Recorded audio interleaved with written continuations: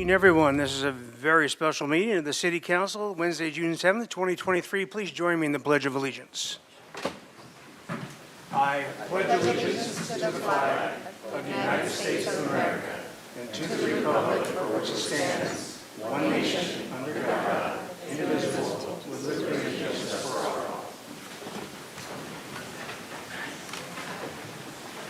all. Madam Clerk, would you please call the roll? Certainly. Councilmember Harmon. Here. Councilmember Friedman. Here. Councilmember Oscar Gutierrez. Present. Mayor Pro Tem Alejandro Gutierrez. Here. Councilmember Sneddon. Here. Councilmember Jordan. Here. Mayor Russ. Here. And you have an item to read, I believe. Yes, fiscal year 2024 recommended operating and capital budget. Okay, very good. So before we get into the presentation, I'm going to say about public comment. There's a whole lot of you out there that want to speak tonight, which is great. Glad you guys showed up. Because there's so many, I'm going to have these are going to be 2 minutes per. If you are here, we've heard a lot of very impassioned speeches about certain subjects. I'm talking to you guys in the library. And if you have some of the same things to say, you can be either brief or say this is what I'd like to do, or you can combine a number of speakers to one speaker, which would be 5 minutes total. Those people have to be in the room. And I'm going to be cutting off, taking more public speaking slips, probably in about 15 minutes. Okay? So, and then you're given to Ms. Bjork when you get there. And with that, I have a little preamble I want to put out. I go, this is the culmination of a really tough budget cycle. And we're in the middle of things that nobody likes to do. We always like it. We can spend money and enhance funds, and this year we're not in that position. So we've got to make some really hard choices. It's our responsibility to act responsibly, to ensure that the taxpayers have faith in what we're doing. We've had a lot of discussion about things like Measure C and whatnot, which is really intended for capital, not for operations. But then by the same token is we have contingency reserves, and it'll be up to this council tonight to see what to do or not to do with those contingency reserves. We'll need to strategize if we use extra reserves, because we already have some deficits in our reserves plugged into this year's budgets. We will be going into some reserves. If we enhance that or we continue on, we'll still need to strategize how to repay those reserves. And our ability to do this is contingent upon our ability to keep the faith of our taxpayers. Our ability to maintain reserves and a responsible fiscal policy has a lot to do with our bond rating and our ability to issue debt or borrow money in the future, and to strategize if we have to go forward with a revenue enhancement. And if we come back to the public, you better have good faith in us that we're doing the right things with the money. So this is why tonight's going to be so serious and so tough, but we're going to get through it with your help, hopefully. And with that, I'd like to turn it over to Mr. DeMartini, star of the day. Good evening, Mayor Rouse, members of the City Council. My name is Keith DeMartini, and I'm the city's finance director. And I'm here with Ms. Natalia Glusik, the city's budget manager. And it is our pleasure to present an overview of the city administrator's recommended budget for fiscal year 2024 and 2025, and to achieve your final recommendations and adjustments to the budget. The agenda for tonight's meeting is to have a brief overview of the budget process, where we've been so far and where we are going, talk about the fee changes being proposed, what are staff's recommended adjustments to the recommended budget, hear from City Council's discussion during the department budget hearings and your final recommendations that we received from you at Monday's budget hearing. I'll provide a brief overview of what the adjusted general fund overview looks like after all of those changes are incorporated, and then finally ask for your final recommendations, and then take questions, public comment, and discussion. So first, where we've been. This process started back in October. It is a 9-month process to develop the city's budget. We produced multi-year forecasts, we did position budgeting, we kicked off the budget formally in December with internal department staff, and then departments were hard at work at the very beginning of the calendar year, developing their budget proposals, reviewing them with the city administrator. Her budget was filed with the city on April 18th in accordance with the city's charter. It talks about various fee changes, it talks about the various enhancements and challenges we face as an organization needing to implement a series of budget reductions. Departments presented their budgets to the City Council in very detailed presentations all throughout the month of May, and we will be seeking your adoption at next Tuesday's regular City Council meeting on next Tuesday. Next slide, please. So first, let me give a brief overview of the fee changes and the cost recovery and revenue policy that is being proposed. The fee changes being proposed went through a very thorough review. First, internally with departments, and then again with the city administrator. Departments also presented an overview of the proposed changes to their individual committees and commissions as necessary. The Finance Committee then went into a deep dive for all of the proposed fee changes throughout the month of May, and the Finance Committee has made recommendations of approval of the fees being proposed. The master fee schedule is scheduled to be adopted along with the city's budget next Tuesday. At the link below, you will see the entire consolidated master fee schedule posted on the city's website. This slide here summarizes the major changes being proposed for the departments that are funded by the general fund. I won't go into detail here, but we will cover the major changes in the next couple of slides. This next slide here summarizes the major changes that were being proposed by the departments that are funded by enterprise funds, such as downtown parking, airport, water, wastewater, golf, and the waterfront. Next slide, please. This slide summarizes the recommendations that the Finance Committee made during their thorough review of the proposed fee changes. First, for the Finance Department, the Finance Committee would like to approve of increasing the utility billing late fee from $8 to $15, but they are recommending not approving of a new fee called the administrative fee, which would be a fee for establishing a payment plan. They do not want to recommend approval of that item. Next, with downtown parking, the Finance Committee is recommending retaining the validation for disabled customers for hourly parking. Staff is recommending a subsidized period of 2 hours and an hourly rate of $3, up to a maximum of $12 a day. They also recommend increasing the discount level of the new disabled parking prepaid card from 30% to 50%. And they did express support and recommended approval of the hourly parking rate and subsidized period changes that are included in the city administrator's recommended budget. Finally, for the airport, the Finance Committee recommended approving of reducing the aviation, commercial, and non-commercial activity permit fee amount down to $2,000 annually. Those items will be individually listed during budget deliberations so that the council can vote on them individually. Staff is also proposing asking council to approve of a new cost recovery and revenue policy. This policy was reviewed with the Finance Committee at 2 meetings. It was also reviewed with the full City Council during the Finance Department's budget hearing in May. It establishes a cost recovery factors and a fee-setting policy across all city departments. It breaks out fees into 3 primary categories or tiers. Tier 3 at the top are those that are mostly individual benefit, those that are value-added services. An example of that might be a private tennis lesson. And a fee or a program like that would have a cost recovery percentage between 80 to 100%. The next tier down of individual and community benefit, an example of a program that would fall into that tier would be an after-school program or a water heater installation permit. The optimal cost recovery level for a fee like that would be between 20% to 80%. And then finally, tier 1 are services that are mostly community benefit.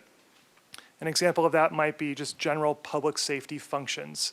There really wouldn't be a cost recovery for services like that, but there could be up to around 20%. Again, it's a good practice for the city to have a policy like this to serve as a guideline for future fee changes and potentially new fees. So now let's talk about staff recommended adjustments. First, during every budget cycle, there are typically a number of staff recommended adjustments that occur where we request the City Council's approval at this phase of the budget cycle. So what is a staff recommended adjustment? They really represent more technical adjustments in nature, maybe moving an item from one account in our general ledger to another account. We are constantly getting new information that would inform the basis for assumptions for revenue changes or expenditure changes. Staff, even after the city administrator's budget was released on April 18th, staff did not stop working on the budget at that time. They kept working and kept refining the assumptions and the line items in the budget. So this list, which is an attachment to your report tonight, is the complete list of all of the staff recommended changes that have been generated. The Finance Committee received a portion of this list at their meeting on May 16th, and they voted unanimously to approve it. Since then, additional adjustments have been recommended and are included on the consolidated list. These adjustments, once council approves of them, will be included in the adopted budget. This slide summarizes in both fiscal year 24 and fiscal year 25, I know it's a lot of numbers on a slide, I apologize, by fund. A black number is a positive impact on the fund, and a red negative number is a negative impact on the fund. So a black number might represent additional revenue that is being assumed in the fund and or reduced expenditures in the fund as well. You can see the general fund is on the bottom left table, and the end result of all of the staff recommended adjustments in the general fund is a positive impact of approximately $1 million in fiscal year 24 and about $729,000 in fiscal year 25. The next slide breaks out by department how those staff recommended adjustments change each of the departments here on this slide, totaling the $1 million in 24 and the $729,000 in fiscal year 25. And as I said, attachment 2 provides the very detailed list that makes up all of those adjustments. So now let's move into the council discussion that occurred on Monday at the budget hearing, as well as the department budget presentations and the feedback that council gave to staff during those presentations as well. This slide lists the feedback and the direction that council gave to staff for these three departments. First, in the city administrator's office, there was direction to consider restoring the 5% reduction to outside entities, as well as considering an allowance for up to 2 town hall meetings. In the community development department, there was a request to look at increasing building permit fee revenue. And staff re-looked at the tape from Monday this afternoon, and we identified another item that was mentioned during Monday's meeting, which was to restore a reduction of a planning technician position to help with improving customer service functions at the planning counter. That item has been added to the deliberation list that you will see before you in just a few minutes. Next, for the fire department, there was a request to restore the fire inspector position, as well as restore educational supplies and training budget. This slide summarizes the changes for library, which was to restore Eastside Library to be open 6 days a week, as well as increasing the transient occupancy tax revenue to be able to fund it. There's another item for the library department, which I'll show at a later slide, being proposed with Measure C funding. For Parks and Recreation, there was a request to restore Parks Youth Services, as well as the after-school program at Monroe Elementary School. Next, for the police department, next slide please. There was a request to restore the sergeant, the 2 police officer, and the range master positions, as well as increasing revenue for parking enforcement. And then finally, for public works, there was a request for funding for the Milpas Christmas lights. Now, this slide summarizes the requests that were made for other funds, not the general fund. First, for the waterfront, there was a request to consider increasing the annual parking permit fee for downtown parking, potentially changing the complimentary period and the hourly parking rate compared to what's in the recommended budget. And then finally, there was a request for potentially using Measure C revenue to pay for ongoing library services in the library department, as well as homeless services in the community development department. And then if council chooses to move forward with those, potentially increasing the revenue assumption in Measure C to be able to fund it. Because there was a robust conversation on Measure C during the budget hearing on Monday, I wanted to prepare a slide that lists the priorities that were articulated in the 2017 measure where the voters approved of Measure C, listed on the left-hand side. And then on the right-hand side, the City Council adopted Resolution 18-011 on February 6 of 2018, which articulated the priorities for the City Council for the first 5 years of implementation of Measure C on the right-hand side. Staff routinely use this as a guideline when making recommendations for how to use and appropriate Measure C every year during the budget cycle. And the annual accountability report that gets presented to the Citizens Oversight Committee every year confirms that all of the projects using the funding falls within both of these lists. So now let's talk about what the adjusted general fund overview looks like after all of these changes are to be implemented. The recommended budget has a deficit in fiscal year 24 of $1.1 million and a deficit in fiscal year 25 of $4.8 million. You'll see that there is a positive impact on the fund after all of the staff recommended adjustments, that third or fourth line down from the bottom. And then if all of the City Council requests are to be approved, if they all are approved, it would have this effect on the fund of approximately $1 million in fiscal year 24 and approximately $1.3 million in fiscal year 25. So you can see what sort of the adjusted deficit would look like. Just a reminder of the general fund reserve policy that we talked about on Monday. Any use of reserves requires a majority vote of the City Council. There was direction given during Monday's budget hearing by Councilmember Harmon to potentially relook at the city's reserve policy. So you'll see an item on the deliberation file for that as well. And then also direction to staff to develop a plan to replenish reserves over the next few fiscal years. So finally, recommendation to City Council. What are your options this evening? This list really summarizes what is available to you. You can direct staff to utilize reserves in lieu of identifying alternative reductions. You may approve of the requests and adjustments. You may consider additional changes or reductions. And you can provide additional direction to staff in preparing for the budget adoption meeting next Tuesday. The request today is to hear and consider the recommendations of the City Council Finance Committee based on their review of multiple aspects of the proposed budget, approve of certain adjustments to the fiscal year 24 recommended budget as identified in attachment 2, the schedule of recommended adjustments, and then finally provide your final direction to staff so that we can come back to you next Tuesday and request your adoption of the budget. That concludes our presentation. We'd be happy to take any questions you may have. And then when you are ready, Mayor Rouse, we have a deliberation tool that we will pull up and help facilitate the process this evening. Thank you very much. Thank you, Director Martini. So, Dean Martini, so I just want to mention that we are cutting off, taking more of these slips. We were hoping to finish this budget process in our natural lifetimes tonight, but we want to hear from you. And then I have council questions, and as they pertain to Mr. DeMartini's initial presentation, we're going to go into the item-by-item deliberations, and all our department heads are here if there are questions that are specific to those departments. So this will be strictly limited to what Mr. DeMartini just was talking about. Ms. Harmon. Thank you, Mr. Mayor. Thank you, Mr. DeMartini. I just have a question on slide 8 about the Finance Committee recommendations for the airport activity permit fee.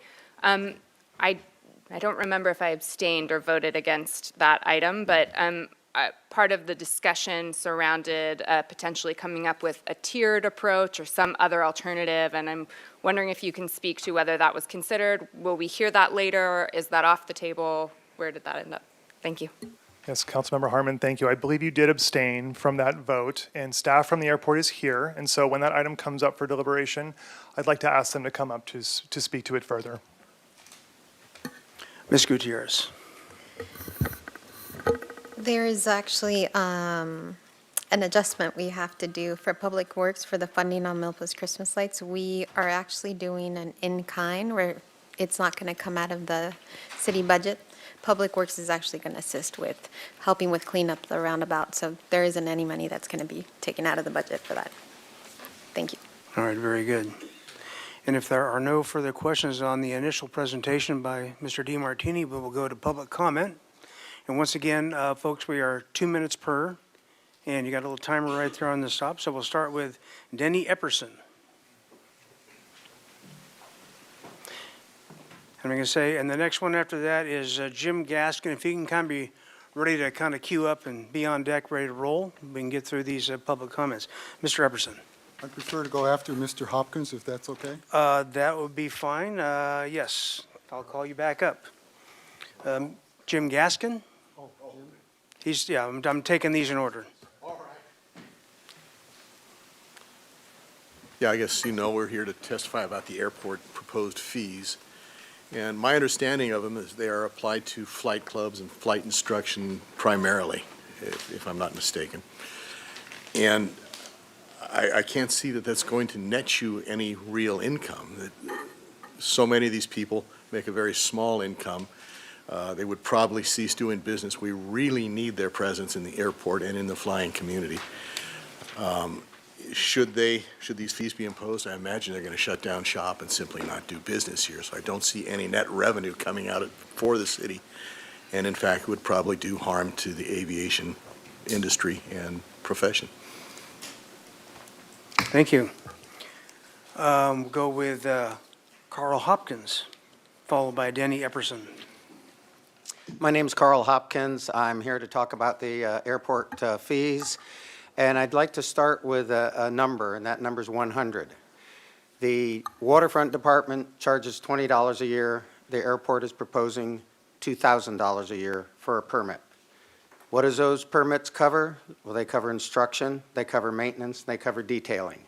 The exact same things at the waterfront as at the airport. And I do not understand, even though I've asked many times, why the airport permit fees have to be 100 times what it is at the waterfront.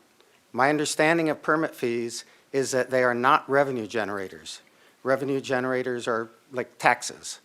But a permit fee is supposed to cover the issuance of the permit and any enforcement, which in the case of the airport fees, it basically has to be on an honor system because there's no practical way to do any enforcement.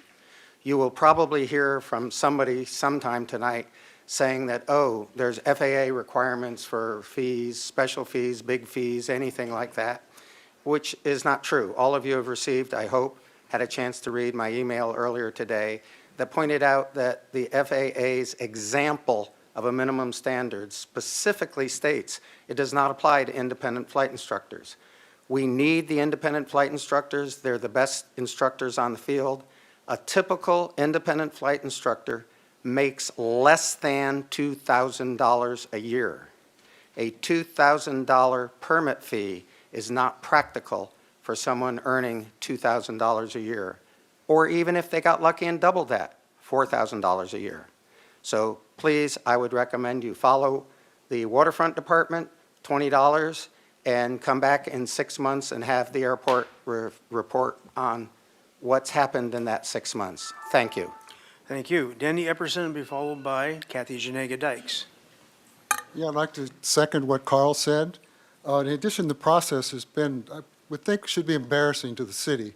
One on the slide there, he said the fee's been reduced from $3,000 to $2,000. Well, actually, it was increased from $300 to $3,000, and then they put it down to $2,000.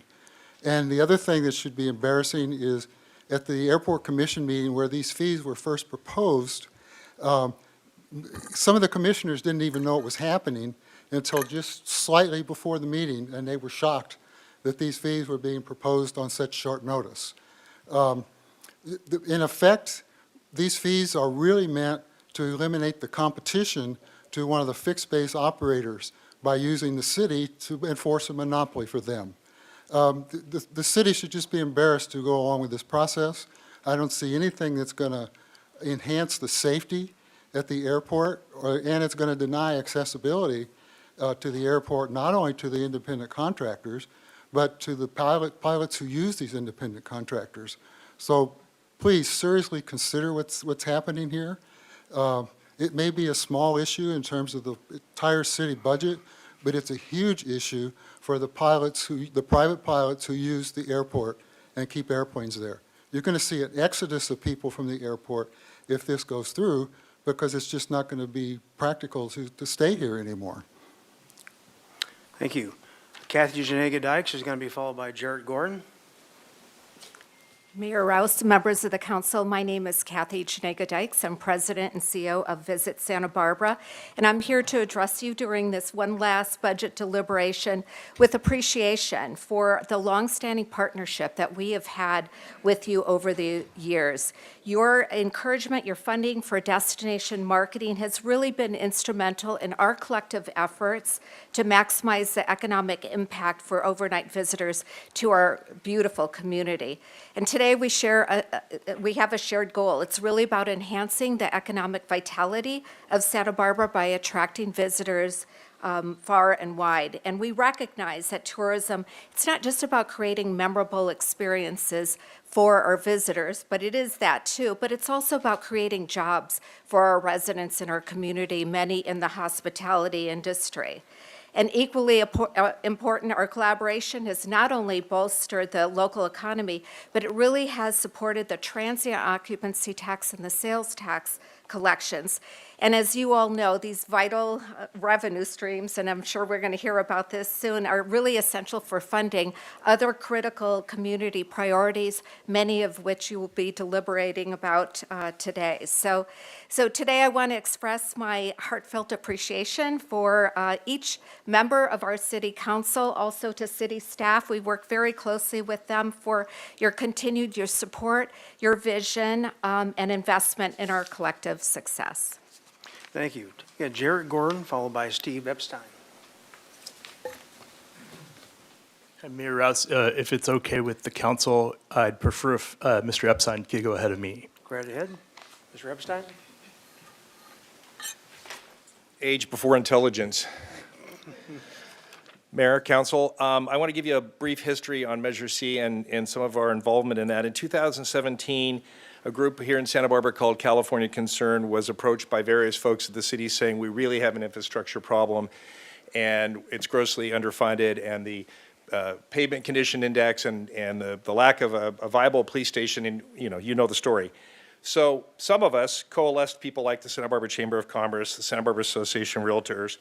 We met with groups like the Santa Barbara County Taxpayers Association, who just in a crazy fashion said, you should have a sunset clause, a little bit like somebody else up on the dais who said, you should protect that money.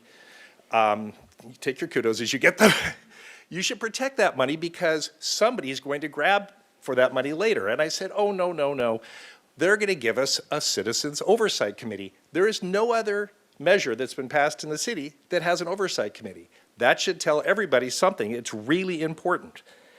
So, they committed to having that committee, and we're here because we are really concerned about any discussion of diverting Measure C money away from its intended use. Yes, you're allowed to do it. It didn't get the 66% vote. It's a general tax. I think the vote ended up being in the high 50 percentile. That should also tell you something. We strongly urge you to protect Measure C money for its intended use, and I think the discussion of anything to the contrary starts to look like the appearance of a problem. Thank you. Thank you. Jarrett Gordon is going to be followed by Bendy White.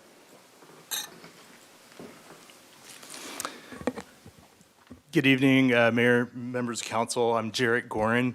I am the current chairperson of the Measure C Citizens Oversight Committee, but I'm here speaking as a private citizen tonight. I'm a resident over on the east side.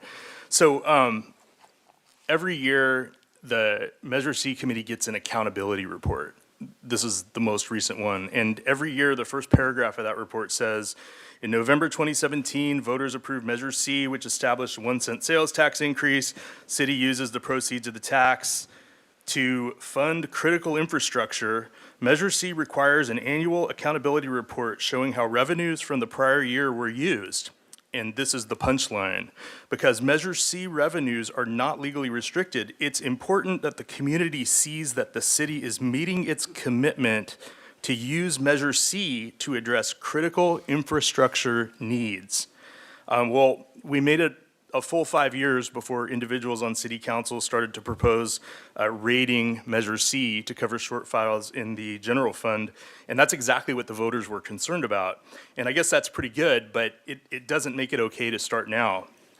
Councilmember Sneddon, at a previous hearing, said that Measure C is for community needs such as recreation and libraries, and that's halfway correct. If ADA upgrades are needed for a library, or the elevator needs to be replaced, that's what Measure C is for.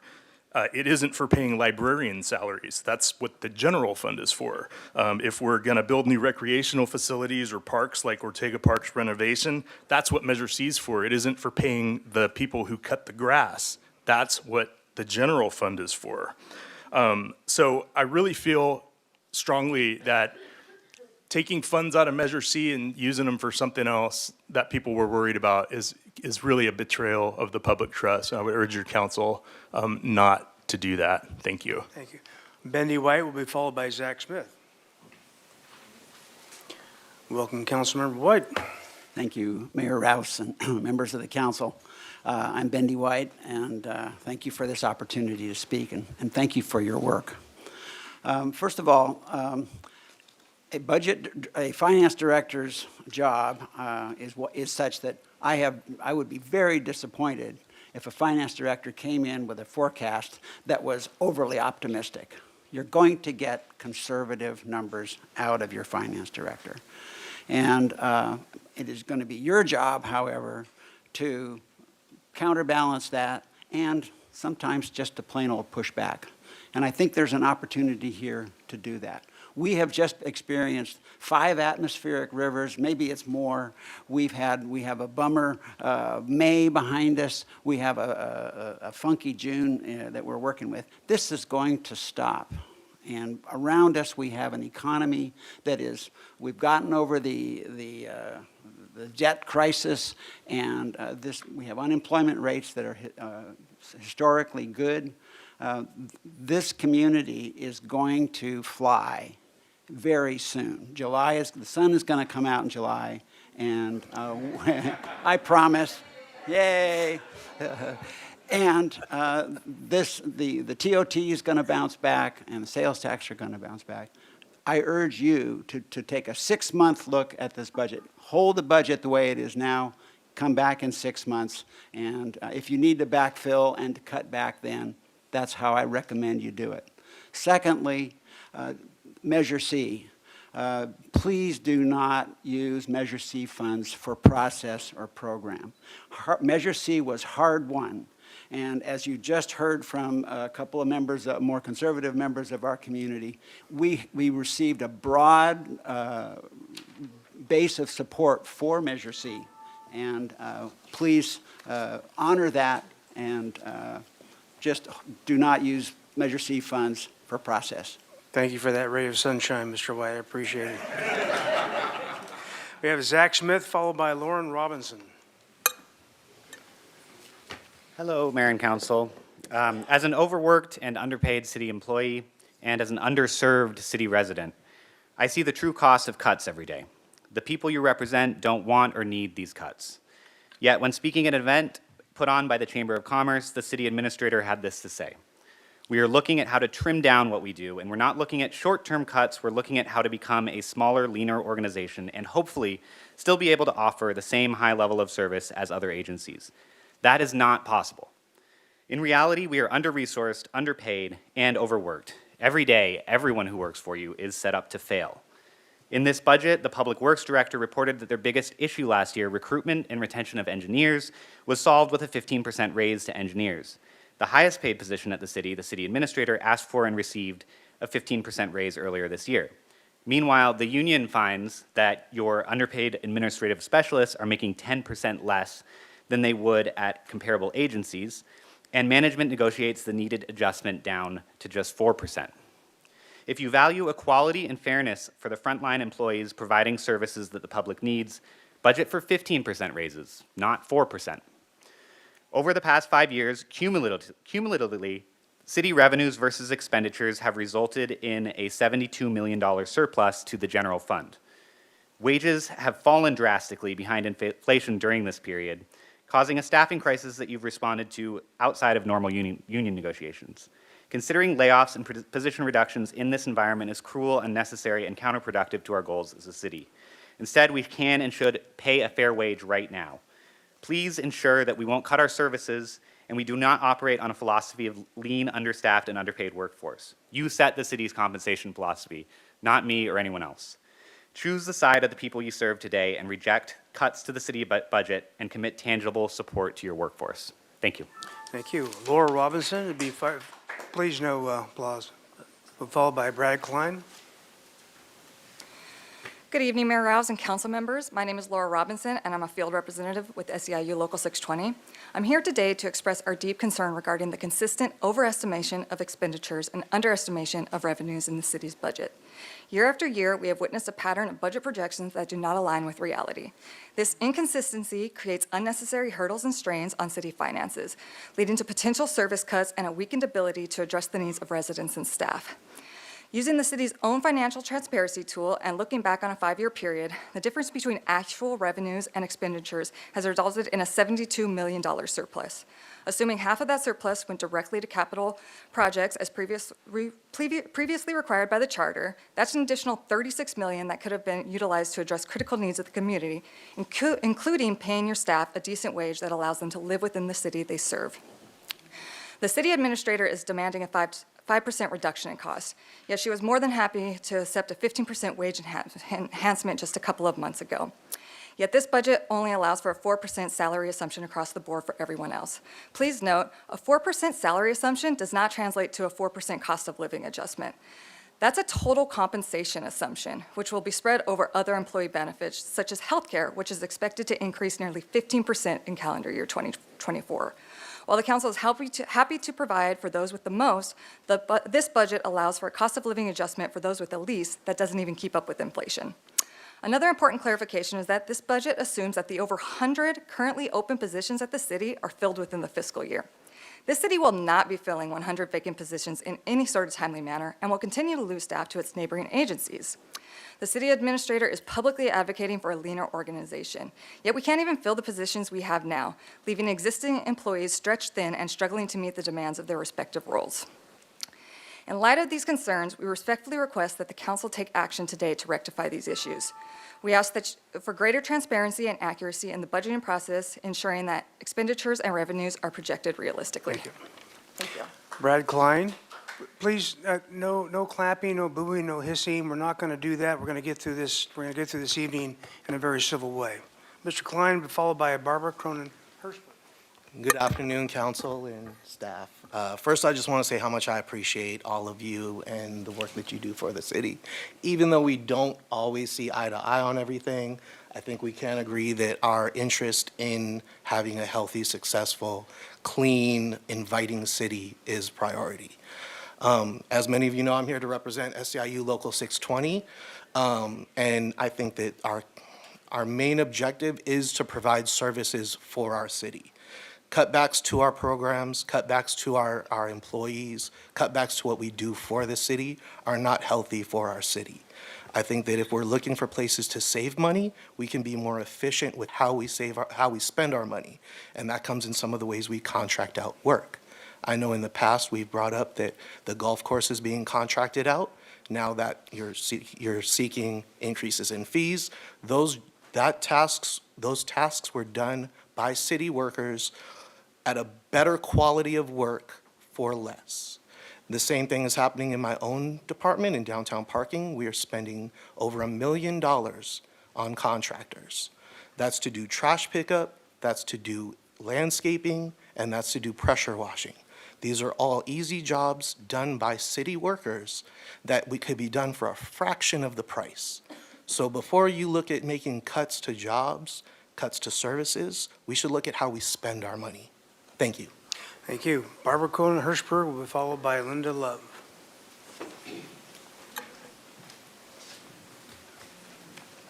Good evening, Mayor, City Council members, Barbara Cronin-Hirschberg, President of the Santa Barbara Friends of the Library. When I look over the last 3 priorities for Measure C funding, it's unfortunate that the library wasn't specifically identified in each of them. The library provides youth and senior services, the library addresses homelessness, and the library helps support local business. They just held a very well-attended job volunteer fair in the Faulkner yesterday. When Carpinteria voted for a tax increase in 2018, it was to prevent cuts to the local library, senior and youth programs, and to address homelessness and other general services. Goleta also has a special tax designated for the library. A community's library reflects the priorities of its local government. Beverly Hills, Irwindale, Belvedere, and Monterey all allocate $200 or more per resident. I propose that the library is fully funded this year through Measure C funds or other monies, or by reducing the percentage required in the reserve fund. The Friends and the Santa Barbara Foundation would gladly support and advocate for a specific tax measure for library funding in the future, rather than facing opposition and hurdles every year.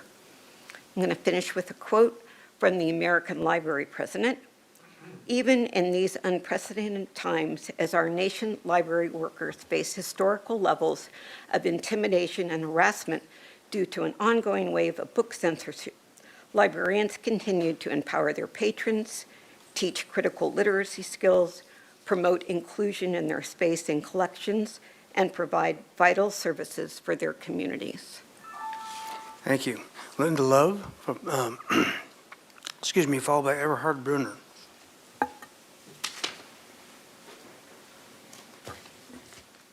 Mayor and council members, my name is Linda Love. I've been on the Friends of the Library board for 20 years now, advocating for money for the library.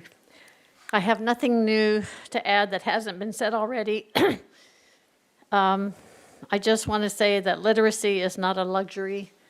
It is fundamental to our democracy. It's much more than a place to check out books. So I think we do need a tax measure to have true library support. So thank you. Thank you. Eberhard Brunner, followed by Rob Robinson. Dear Council, dear Mayor, first of all, I think it's a great city. I must say that. I moved here 5 years ago, so some good things happen here too, you know. And you've been in a rock and a hard place. So I speak here for the airport fee increase, and I think that's definitely too high. I think a much lower value, maybe not as low as Carl Hopkins, but something like the waterfront permit would be appropriate. And another thing that I'd like to see actually is less monopolies at the airport. I'd like to see actually more diversity, which means like more independent contractors, make it not tied to having to have a physical presence at the airport. Basically make it easier for small businesses to start up, because small businesses are important. And if they're successful, they will grow. And if they are not successful, they will disappear. Thank you. Thank you. Rob Robinson, followed by C.C. Harris. Mayor Rouse, members of the council, as you identified, my name is Rob Robinson. I'm a retired, lifelong member of this community, Oak Group painter, and Santa Barbara Art Association member. And I wanted to speak just briefly about the library's proposed budget plan as it relates to the library fees. It's a bit awkward standing in front of you talking about something that kind of appears to some of us in the art community that this proposed budget as it relates to the library is kind of a done deal. We've reached out to the library when we first heard about the changes and wrote in questions and didn't get any response ourselves and other groups in Santa Barbara. I think that if one of your goals is approving this is to benefit the entire community, that as it's written, that it's a mistake. I think, although I'm sure well-intended, it's frankly poorly conceived and will fail over the next year. It won't serve the residents and it won't serve the community as a whole. I think what we'd like to ask is that you could direct, and perhaps it's too late, but direct staff to reach out and pull together a handful of artists that have rented the library, the rooms in the main hall over the years, and get their input on, collaborate a little bit on how we can actually meet this problem, because I think something better can be done there, and we just haven't had the opportunity to do that. Thank you very much. Thank you. C.C. Harris will be followed by Lauren Trujillo. Thank you, Mr. Mayor and City Council. I will make my comments very brief, as I have appeared in public comment before you, and I'll take your guidance, Mr. Mayor. I'm going to focus my comments on two areas of priority for the library. On Monday afternoon, you recognized the need for the East Side Library to stay open, and that's a very important goal. I want to share with you our perspective on two areas of even greater importance. One is our collections and the number of days we stay open to serve our public and be available to our community. Why are collections so important? I appreciate everyone in this room, and I realize as a citizen of this city, I share from their services and benefit from them enormously, and they share in the benefits of the library. Collections are important because if you think about the digital community, we are not just an area of books anymore. We need collections to be both books and digital, movies, documentaries, film and music. All of this teaches us and engages us. So we ask that our collections budget be fully funded going into the library for fiscal year 24. I agree with one of the earlier comments that we can take a look at that time and see if we continue at that rate or we need more, and then we can look and consider the fiscal year 25. As far as the days of the library being open, we all share the goal and desire to have this library open 7 days a week. Imagine that marvelous Tobes Plaza and that beautiful library open, and it's a cornerstone for the plaza. And we looked at, well, what if we add 1 day, just 1 day? We're open now, and we could add 1 more day to the library opening. But when we evaluated it with the director of the library's information, we found out that the incremental addition of having 1 additional day versus 7 days a week was actually so incrementally small. So we would ask that you consider fully funding the library so we're open to our community 7 days a week. Thank you so much. Thank you. Lauren Trujillo, followed by Linda Nelson. Hello, good evening, Mayor and Council. I'm here today again to request you, our city leaders, allocate $600,000 either from Measure C or from wherever necessary to restore the library hours and staff. I just want to remind you that the library budget is down to the bones. The proposed 5% cuts directly impact the collection, as Ms. Harris shared, and because there's nothing left to cut but more people and books, and that's what the library is about. It's more than books, it's about the people. So permanent cuts to the library services have been made since 2020 with no increase to operational support in the past 8 years. We have to find a solution. Now is the time not to cut, but to restore and save the library from crisis. Thank you. Thank you. Linda Nelson, followed by Craig Alexander. Good evening, Mayor Rouse and council members. My name is Linda Nelson. I've been a member of the Santa Barbara Art Association for 20 years. I was a board member for education in 2009 and 11 through 11. I've been chair for the Gallery 113. I'm a small business owner. I'm familiar with the operations of both the association, the gallery, and several local art groups. We provide opportunities for emergent artists, school children, young adults, and retirees. We are not professional artists. The proposed raises in the Faulkner rental fees will eliminate the strong artistic culture of the library, its visual appeal to visitors and tourists, and damage public outreach to the community. Popular exhibitions like the Grandparent Portrait Show for junior and senior high schools will cease. The Faulkner sisters donated the gallery addition to the main library for the benefit of the arts in Santa Barbara, specifically intending exhibitions by artist groups. These proposed increases will only be afforded by very well-heeled private individuals. Please consult with established art groups who can supply authentic numbers for sales and attendance. Please don't attempt these increases without doing a test period or using a tiered approach. Thank you for your continuing support of many cultures through the arts at the library. Thank you very much. Thank you. Craig Alexander will be followed by Arturo Tello.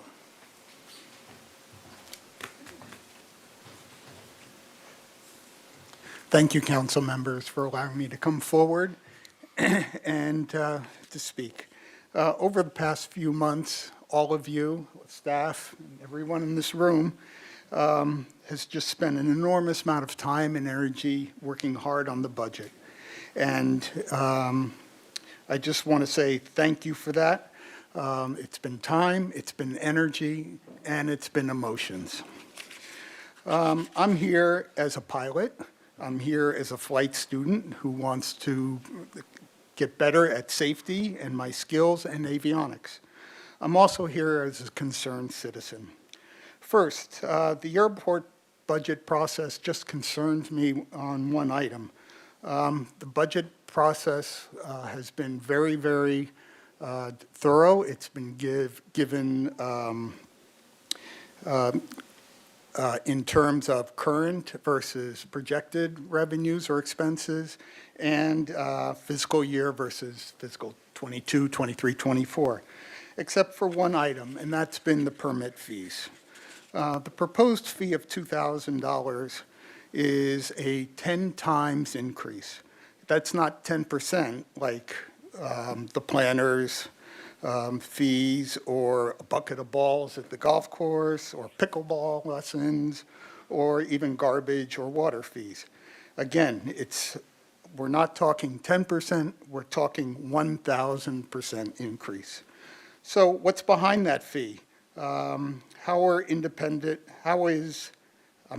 many independent contractors or flight instructors are assumed in calculating this rate? It's not known. What are the costs behind it, and what is justified? I'm also I also believe it's not fair to the airport businesses, the coastal, above all aviation, and I'll be real quick if that's okay. I need you to wrap up. We've got a lot of folks waiting. So. Okay, I just want to say, number one, it's everybody involved. But again, you know what? It's pick your battles and spend your money and energy that has gone into the amount of time that's gone into this. It's 5 years long. It's thousands of hours at the cost of $113 an hour. You know what? That's your budget deficit. So reinstate a fair rate. Let Mr. Hazard spend that money for marketing. Thank you. Arturo Tello, followed by Terry Harris. Good evening. Unfortunately, I'm a slow talker, and I wanted to speak to you from my heart, and it happens to be a little broken tonight. Last month, we had what appears to be the last Oak Group show at the Faulkner Gallery. Now, that is very painful for me to say because we've made a big difference in this community with our passion for our public lands. That's what we're about. We're about the love of the land, and we support those organizations that work to save the land and to be stewards of the land. We give we're artists, just normal, everyday artists, and we give 50% of our profits to these organizations, the nonprofit organizations. Now we're told in just one line in your budget, it's number C on the section of charges for use of exhibit space at the Faulkner Gallery, that there will be a 25% commission for sales, something we don't need, something and what they will provide us is just ability to sell the paintings to the public, which we don't need that because we do it ourselves. It takes us 6 months to prepare for one show. Now, this show, the last show, was very successful. We sold $51,000. We donated half of that to the land trust. Now, the library, if it had been under the new fees, they would take $12,500. For what? That is just completely unfair. That puts us out of there, and it's just not right. They don't know what they're doing, and they cannot tell us why they're doing it. And please remove that item. Thank you. Terry Harris, followed by Juliet. Put my glasses back on. Petita. Ms. Harris. Good evening, Mayor and council members. My name is Terry Harris. I've been a career flight instructor working independently at Santa Barbara for 37 years. I'm definitely giving more instruction than anybody else on the field that is independent. My clients are pilots who own their own aircraft or who own as members of a flying club. Until this complaint was submitted, I've worked with every school that's opened and closed in 37 years and never had a conflict. The community was always supportive. I'm semi-retired now. I've averaged 16 billable hours per month for the last several years. Per year, sorry. No, per month, and $16,000 a year has been my gross income on my tax returns. The new budget proposal raises fees by tenfold, as Craig mentioned, from $200 a year to $2,000 a year. That fee will eliminate many of my colleagues who are airline pilots and corporate pilots who do occasional instruction sessions to owners who really value their expertise. We would lose this unique pool of talent with a tremendous amount of experience if it cost them more to hold a permit than they would make in that year. In fact, this issue is not about money at all. It began when the only flight school complained that one of the colleagues of mine was working too much and proposed a threat to them. The rest of us were thrown under a bus. It was basically a feud. Sadly, we lost that very talented and beloved talent on the field. He moved his business to Santa Ynez, Lompoc, and Santa Paula. More to the point, the city is not allowed to charge more than it costs to administer the permit. There's just no way that it can cost $2,000 a year to receive my paperwork. Thank you. Ms. Harris, there are two Terry, is there another Terry Harris out there? That was, okay, that's, I had somebody put it in. okay, there we go, thank you. Juliet Villar-Betita, Yes, correct. did I get that right? Yes, you got it right. Followed by Melissa Cohen. Hello, my name is Juliet Velarde-Batista, and I'm the president of the Women's Literary Voices, a nonprofit organization that supports women who are authors, artists, creative individuals in the community. So with that in mind, I want you to understand that we use the library as a resource. Who we choose, who we feel that is part of our community to represent us and to share in our salons their creative process. I would like to reinforce the fact that I would like to see the library open more than 5 days a week. What I know about the library, because it is a public service, it provides both and all a community center. It ranges from toddlers to the elders and, as I hear now, to the arts community.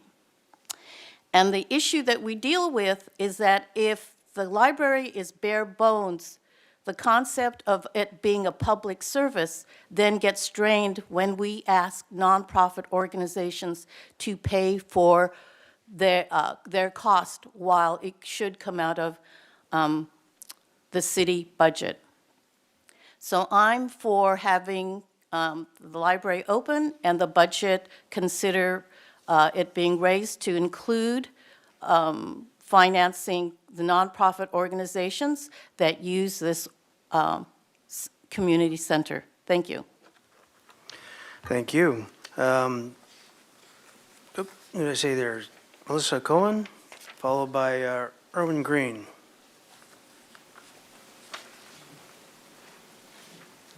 Hello, you fabulous city council. This is my first time ever attending one of these things, and I'm incredibly impressed. And you have a hard job ahead of you. I'm here on behalf of the library, and as I was looking around the room here at all of I'm impressed by the people who've come up and spoken. And I imagine that all of us have Wi-Fi, and we don't have to deal with that. I'm lucky. I've been fortunate that I've had money all of my life. But I know many people in the community. I speak to many people, and there are so many that get their Wi-Fi from going to the library. The library provides books. I mean, my daughter, I did a lot of reading things. I did literacy tutoring a long time ago. There's a lot of benefit, much more than books, in our libraries. It's a digital community. It allows people to find community there, to get out of the cold, to bond in other places around books, around the computers. And again, looking at everyone here, I imagine we're all well housed and hopefully paid well enough or having an income well enough. But for those of us who are having a challenge with any income, luckily not me, luckily not you, but if you were, the library would be an incredible resource. Please consider that that does need to be open 7 days a week. That does need to benefit our community. Our workers here, I mean, we benefit from the restaurants, and a lot of the people working there can't partake in that because it's so expensive here. So the library is an incredible resource. Just consider that. Thanks. Thank you. Erwin Green, followed by Mark Mattingly.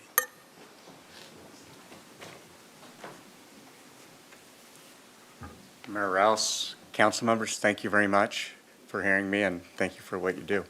I'm here opposing the fee hike for the airport. I'm a commercial pilot, learned to fly here back and started flying in '87, native Santa Barbara. If it weren't for independent instructors, I wouldn't be a pilot today. They're an incredible resource that we're pushing out of our area. Literally, if the hike goes through, Terry Harris will be the only instructor, independent, left on this field, maybe. It's very important that we keep all this tremendous talent. We have pilots of 30,000 plus hours that on weekends will give training to other pilots, private and commercial pilots that are on the field. They can't get that type of training at the school that's the fixed-based operator. That schools, the way they operate is they use young pilots, and those young pilots become commercial pilots and instructors, and they instruct the next generation of pilots. When they get 1,000 hours, they're gone to work for an airline. Where are you going to get the benefit of flying with someone that has 30,000 hours or 20,000 hours? That's invaluable. That's good for all of us. It makes us really safe pilots.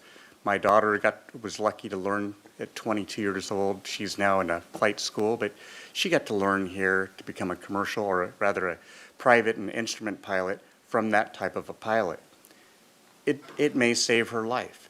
We all depend on it. These airplanes are flying over all of us. It's in the interest of the city to keep these really highly talented pilots instructing. So please consider that. And also, just reiterate everything Carl Hopkins and the rest said. I'm appreciative of everything you do and appreciate your consideration for this. Thank you. Thank you. And our final speaker will be Mark Mattingly.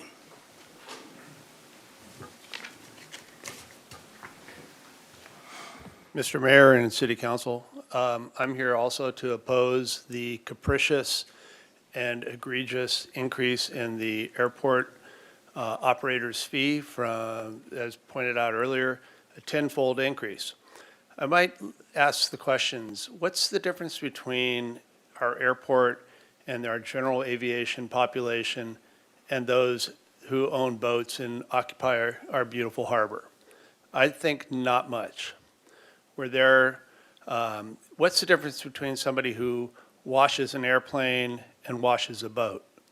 What's the difference between the Santa Barbara Sailing Club and the Santa Barbara Flying Club? Not much. What's the difference between the mechanics that work on a boat and work on an airplane? Again, there is really no distinction. The FAA requires that the fees that are charged not exceed the cost of administering a permit at our airport. So why does it cost $200 a year for a mechanic, a boat washer, a sailing club, a sailing instructor to operate at the harbor, and you're proposing a fee of 10 times that, $2,000 a year for the same services at the airport? It makes no sense. It's capricious, it's arbitrary, and it's likely illegal. And I'd really strongly urge you to reconsider this, because it's going to do everything that has been mentioned. It's going to force our general aviation community out of this community that we support with our tax dollars. Thank you. Thank you. Okay, with that, we'll close public comment. Thank you all very much. What? We're doing it online. Thank you all very much. And so if we go to the next, this is a little bit different meeting, a little bit different format tonight. We're going to have Mr. DeMartini put his little tool up here that we can work with. I'm going to ask my colleagues to do this. As we discuss each of these items, that we have a chance for all of us to sound off on each one of them before we start in with the motions. And if you wouldn't mind waiting until I call for a motion to be made on an item before we go there. All righty? Mr. DeMartini. Thank you very much, Mayor Rouse. The screen that we're projecting right now is an overview of the general fund in both fiscal year 24 and fiscal year 25. It's what I just presented on one of my slides, showing the net effect on line 9, staff recommended adjustments, and then also city council requests on line 12. So this assumes that all of those requests are approved. So as we go through deliberations this evening, we will be taking your motions and your votes and making changes, and we'll see where we end up. So I'm going to ask Ms. Klusik to go to the first tab, the adjustments tab. So we'll start at the top and work our way down. And again, staff listed all of the direction that council has provided to us over the past 9 city council budget hearing meetings. We hope we captured everything as we go through. Please do let us know if something needs to be reworded or rephrased. Thank you very much. So we'll start with the first item. This is the list by fund for all of the staff recommended adjustments. So we are asking you to take one vote on all of them, similar to what we've done in the past fiscal year's processes. All righty. So with that, we'll start out with Ms. Snedden. Thank you, Mayor Rouse. I have a question, but then I also was hoping to just make a few overarching comments as we're looking at this holistically. For the question, for the deliberations tab, we do that after we have voted on approving all of this, because aren't they sort of linked with each other? Councilmember Snedden, each item on both of those tabs, the adjustments tab and the deliberations tab, they're all individual and independent. So we will go kind of one by one through, and we'll go from there. So we could start with the deliberations tab if you choose. We can start anywhere council wants us to go, but this is where we've started in prior years. Right, I understand it's going to be a long process because we've got to do each one of these individually. What we want to do, how we plan to do it in terms of funding, and then at the end, we'll have to tabulate the entire thing. But we will need to discuss item by item, and then we can get into some granularity within the discussion, and then make a motion on each one of those things. And on this tab, we're voting on the entirety of all of these at once. We're going to vote for the, well, Mr. DeMartini. If I may, Councilmember Snedden, Mayor Rouse, as Ms. Glusick will scroll down, you will see that there are council motions and votes on the columns on the far right. So you'll see where we're asking for individual actions on each of these individual items. That first grouping is a grouping by fund of just the staff recommended adjustments. Those adjustments that I presented a little bit earlier this evening. And then as we scroll down, Ms. Klusik, if you will see the individual items that I summarized in my staff presentation earlier this evening, the changes from the Finance Committee recommendations, the cost recovery and revenue policy, as we go down all the sort of individual items that we've gathered over the past couple of meetings. Okay. And then none of those in the deliberations tab, and I have looked at all these individually ahead, so none of them in deliberations tab, if we make changes there, would they not affect anything in the adjustments tab? Councilmember Senden, that is correct. They will not. They're all individual actions. Thank you. Mayor Ross, may I just make a brief comment, just sort of holistically? As Floor is yours. Thank you so much. And I did, it's just one paragraph, and I'm just going to read it and then move to these. But I do want to say that I have confidence in the actuals of the annual financial reports. They're accurate, they're transparent. I have confidence in city staff and their ability to get things done, even on tight budgets, even though I don't think they should have to. I also have confidence in our community and our economy. The local economy is on the rebound, and this is proven by data that shows year after year revenues exceeding our expectations by millions of dollars. I think we've heard comment to that effect as well. I have confidence that our revenues will continue to increase when we invest in services that serve our community, our workers, promote local businesses, and the arts. And as former Councilmember Bendy White alluded to, the role of our finance departments to project conservative estimates, and then for council to consider in our prerogative to weigh these estimates with the potential negative community impacts that will occur when we're making these cuts to significant programs and staff positions. I agree that it's our role as city leaders to believe in our city and to promote policies and funding to be in place so that this can be a place where people want to work, to live, to start their businesses, to continue their businesses. And then it's our role to monitor these revenues and expenses throughout the year and be willing to make adjustments. Also, as former Councilmember Bendy White suggested, that we might look forward and then at 6 months look at sort of backfilling and adjusting. Be clear, we should not have to close the East Side Library one day a week unnecessarily or hold off on filling essential staff positions in our fire and police departments.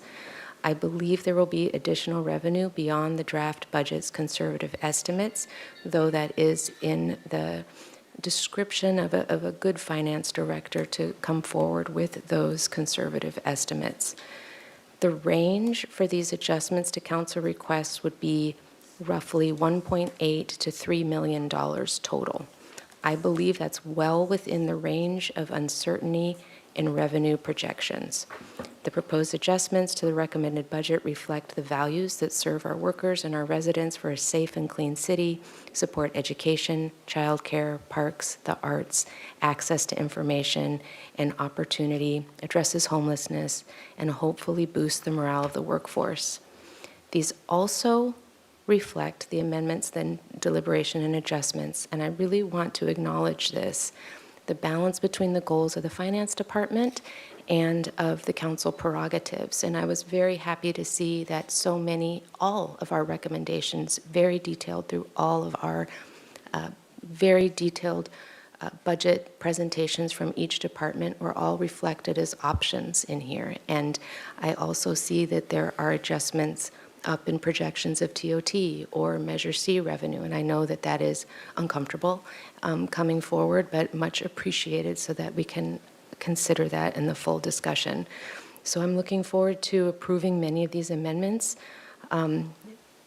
based on data that shows historical positive variance in our budget projections. And I do want to believe, also as Councilmember Bendy White said, that I believe the sun's going to shine and that our budgets are going to recover. So just overarching message and support before we begin. All right, very good. Mr. Gutierrez.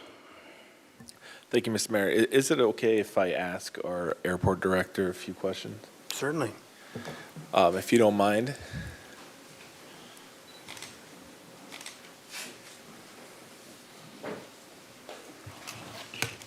I'd just like to get a little more context and clarification on, based off of some of what the public had to say. But before you answered or tried to go over the proposed fee increases, if you can just refresh my memory, I just want the audience to know your history and experience as being an airport director. Thank you, Mayor Rouse. Councilmember Gutierrez came to here Santa Barbara with previous 12 years experience as a general manager for the Santa Maria Public Airport District, and raised up through the ranks at the Ventura County Department of Airports for 12 years, left there as the deputy director. Quite a bit of experience in general aviation as well as commercial service, and a little bit of military experience in aviation for 5 years prior to that. And can you please just comment on the proposed fee increases and why they're necessary and how they might compare to other airports similar to Santa Barbara's? Thank you, Mayor Rouse, Councilman Gutierrez. It's a complex issue that we're dealing with here, and really it stems around the minimum standards that were approved. And so when you look at comparable airports, every airport is a little bit different from each other, and there is not one standard that's out there. We tried to compare the fees across local airports and even further away, and there's no standard way to do it. It really comes down to the community, what they're trying to do, what they're supporting, and a lot of airports don't have the problem that we have with multiple instructors trying to train pilots. Some airports are seeking anybody to do flight instruction. There's just a lack of that at some airports. So it's really hard to compare to airports. But beyond that, as you heard from some of the public members, this is a fee that is based on cost recovery. So it's not something that we really are looking for a market rate. We're not looking to try to compare to other airports. We're just trying to recover our fees. And I have some information that I'll share with you with how we go about that calculation. But when you look at the minimum standards, there's a couple of different things that were added into that. And as you heard from the public, there were some complaints that were made to the FAA that we have to be careful how we move forward to make sure that we're not going to get ourselves in trouble with the FAA. And I think that there's some gray area in between. So how we set the fees isn't black and white. My understanding is, as we were going through the approval of the minimum standards, there was no fee that was charged for the flight instructors for a period of a few years. I don't exactly know the details behind that. I think it was just wrapped up in all of the discussion. So this is really instituting what I would call as a brand new program again. So the minimum standards that we have really is just that. It's a minimum standards for commercial operations at the airport, and that's to keep a level playing field for all of the different businesses so that we are treating everybody the same and they know what to expect to do business at the Santa Barbara Airport. When you look at specifically the flying club issue, I think that is one issue that needs some improvement in the minimum standards, and I hate to even say that, bringing it back again, but it's not traditional to have a flying club in the minimum standards. It's a non-commercial activity, but because of everything going on, there was the appearance that maybe some of these flying clubs may or may not have been a commercial enterprise going on at the airport, and that's something that I plan to hopefully address in the future with more detail and some further discussion. So ultimately, we look to improve on this program as we move forward, but we have to start somewhere. So initially our staff sat down to look at cost recovery and came up with just an estimate based on hourly rates of some operations specialists that we have at the airport. Obviously, the public and the council wants a little bit more detail than just an estimate based on time. So I actually sat down personally and kind of went through a list of the costs behind issuing this permit, some of the issues that we have with the FAA and the TSA, and where we should go with my recommendation, and then ultimately I'll defer to you for what that fee is set at. So when I took a look at it, independent of the staff analysis, I did a big analysis to look at our minimum standards, what is asked for the independent operators, what our staff time would be going forward, and instituting a program that really fits with the community. So it's not just issuing a piece of paper and saying, see you later, and never dealing with these people again. It's a community at the airport. We have noise issues, we have training, we have changing conditions. So we need to have a program that incorporates all of that, much like the businesses that are at the airport paying rent and working out there every day. So with my analysis, and the audience isn't going to like to hear this, but when you look at it fairly conservatively and put in some of my staff time and other time to look at all of this, I actually came out to $3,216 a year. So I think the staff estimate was a good estimate to start with, and I appreciate the effort that they put into it, and I can definitely back up the initial staff estimate. when I looked at what goes into it, I think there was a little bit of a misspeak on my part at the Finance Committee. We do not look for enforcement in these fees that we're recovering, because if you have a permit, there's nothing to enforce, and that's not a part of this. So it's really just the permit fee and the administration of the program. So to issue the permit, my estimation is that really comes out to about $650, although our early estimate from staff came out at about $300. But that was taking a deeper dive at the minimum standards. And in the minimum standards, it specifically says that it's recommended that they spend time with me to go over their intended operation, that they submit a security plan. So we have to have our airport security coordinator actually review that plan, meet with TSA, make sure that that enterprise on the airport is going to be meeting all of our security requirements.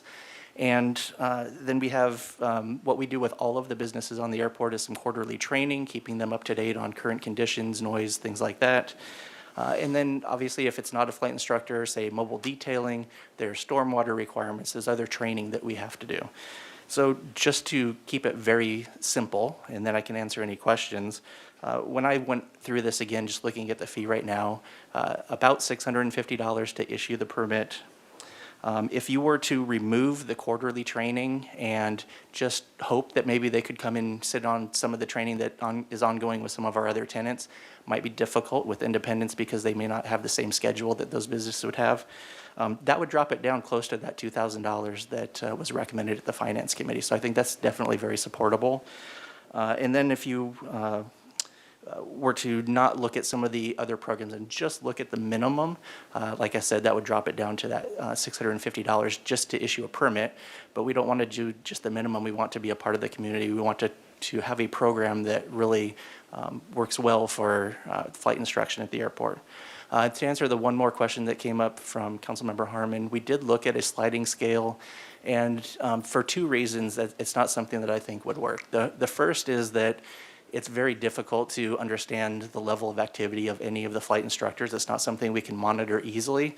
But that aside, it's not something that we could do just with the FAA and our regulatory requirements, because the cost to issue the permit and the cost to administer the program does not change based on whether you have 1 student a year or 1,000 students a year. And with our grant assurances, we have to have non-discrimination. So we can't subsidize a smaller operation different than a larger operation unless there really was a cost difference to do business with those different entities. And so it's very similar, even with, say, the existing flight school that we have on the airport with a large FBO like Signature. We can't choose to charge a lower fee to that flight school because we encourage flight training or we want more flight training. We have to be consistent with the rates that we have at the airport for all of the aviation uses. So when it comes to how much we're charging right now for these permits, are we, when you compare them across the board to other airports, are we at the low range? And compared what's being proposed, is that going to be at the higher range of other airports, our size relatively, respectfully? Mayor Rouse, Councilmember Gutierrez, I would say that we are on the higher end, and I think the reason for that is many of the other airports just do not look at this issue at all. It's basically ignored because nobody complains about it, and there's not been an issue raised to the FAA. Okay, thank you. I just really unfamiliar with airplanes and airports, so I appreciate the further context. Well, it is an issue that probably nobody here has a lot of expertise in because it is a very specialized issue. Anybody else have any questions for Mr. Hastert while we've got him up here? Ms. Harmon. Are our buttons not working? What's that? Your button's already on. Okay, just checking. No, I'm just, yeah, we got, everybody's on the speaker list right now. I'm just trying to get specifically for Director Hastert. The same thing, you have one? Okay, I just asked if anybody else did, but it's been on for 5 minutes. Councilmember Jordan. I am you can go ignoring first. Mike, yes. Offenses. Thank you. Thank you, Director Hastert.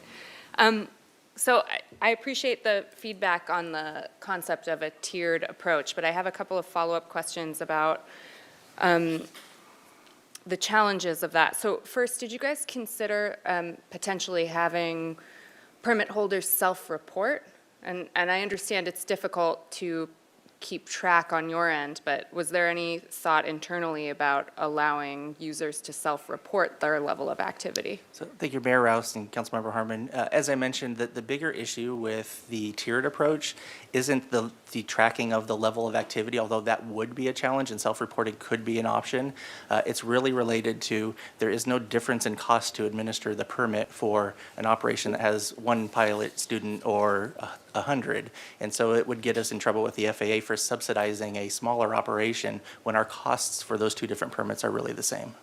So to that point, and maybe this is a question for City Attorney Connect, but I'm thinking about this cost revenue and recovery policy that we're also considering, where we explicitly state that certain of our services have a communal benefit, so we subsidize them more over others. We do this all the time, right, with certain things where we say we're going to subsidize one user over another because there's a greater benefit to the community.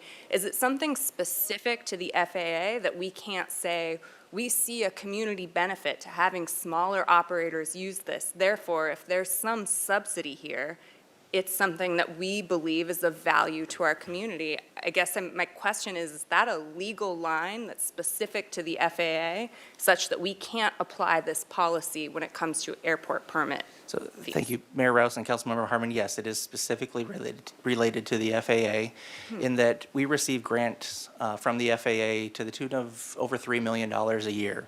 And with that comes a huge list of grant assurances, and one of them is economic non-discrimination. So if the city decided that they wanted to support aviation and they wanted to lower all aviation rates by 30%, that is something we could do. But we can't pick and choose to say we think that flight instruction is more important to Santa Barbara than maintenance, or a small business is more important than a big business as far as how we look at the fees, with the exception, there are two exceptions that are in the FAA rules, and that's an aviation museum or the Civil Air Patrol. Those are two specific exemptions that are in there. Thank you. And has our city attorney's office considered this? I mean, I guess I find it surprising, though I guess bureaucracy is being what it is, sometimes has these surprising elements, that there would be no way to account for the fact that there might be a small operator or user who could not function if we charged every operator the same amount. Is this? Ms. Connect. Mr. Mayor and Councilmember Harmon, so our primary review of this was just to try to make sure that the fee is cost recovery based, and also to make sure that the FAA standards are complied with, so that we don't run afoul of this non-discriminatory requirement, because that is, as Mr. Hastert reviewed with you, critical in maintaining our grants with the FAA. So that is the review that our office conducted. And, if the council is interested in doing anything, it would be, across the board lowering the fee amount, but not installing a kind of tiered approach, because that would, I think, really create problems.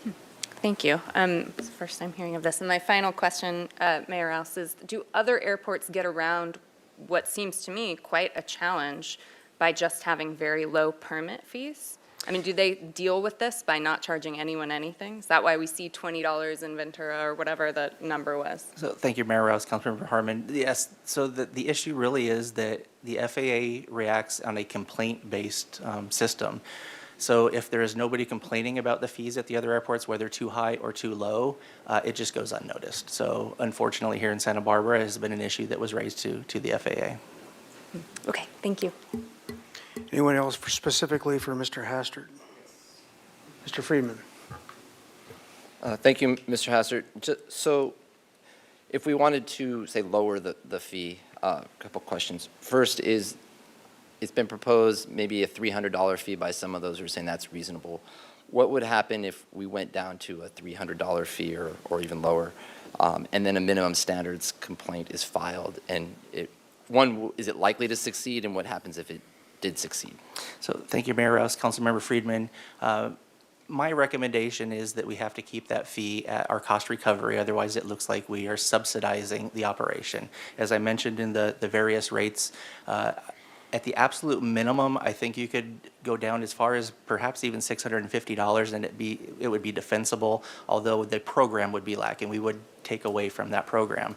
To go below $650, I think would be difficult to justify to the FAA that we're not subsidizing the independent operators. And so, if we were to go down to the $650 and with the goal of implementing the program, being compliant with the minimum standards, is this something where we could possibly do that and then evaluate the program after we have some data on what it's on compliance, on what it's done in terms of independent operators for that first year or so, and come back and make adjustments there? Is that something we could do? So thank you, Mayor Rouse, Councilmember Freeman. Yes, as we administer this program and learn more about it, there is also the opportunity that it could go up. I would like to avoid that if at all possible. But if there's any efficiencies or savings that we can do on staff time to make it easier to be process or training, it definitely could go down. Again, I would also like to look at the overall process. We're talking about several different types of businesses. The focus tonight with the public speaking has been on independent flight instruction, but it also covers detailing, mechanics, the flying clubs with the non-commercial permit. And I think that there's always a better way to do things. So I'm consulting with the aviation businesses that also go to other airports and have to get these similar permits to try to find out a better system for the future. But we have to start somewhere. And just last question to follow up. It's not necessarily about going down, but if we say did it for a year at the $650 for the permit, but we could get some valuable data that would show that this is what the program should be, and then that would give us a better understanding up here as a council and the public out there of what goes into the program. But that would be helpful if it turned out that, say, the rate would need to go up, but we'd have more data on that than we would say now when we don't have the program. Yeah, thank you, Mayor Rouse, Councilmember Friedman.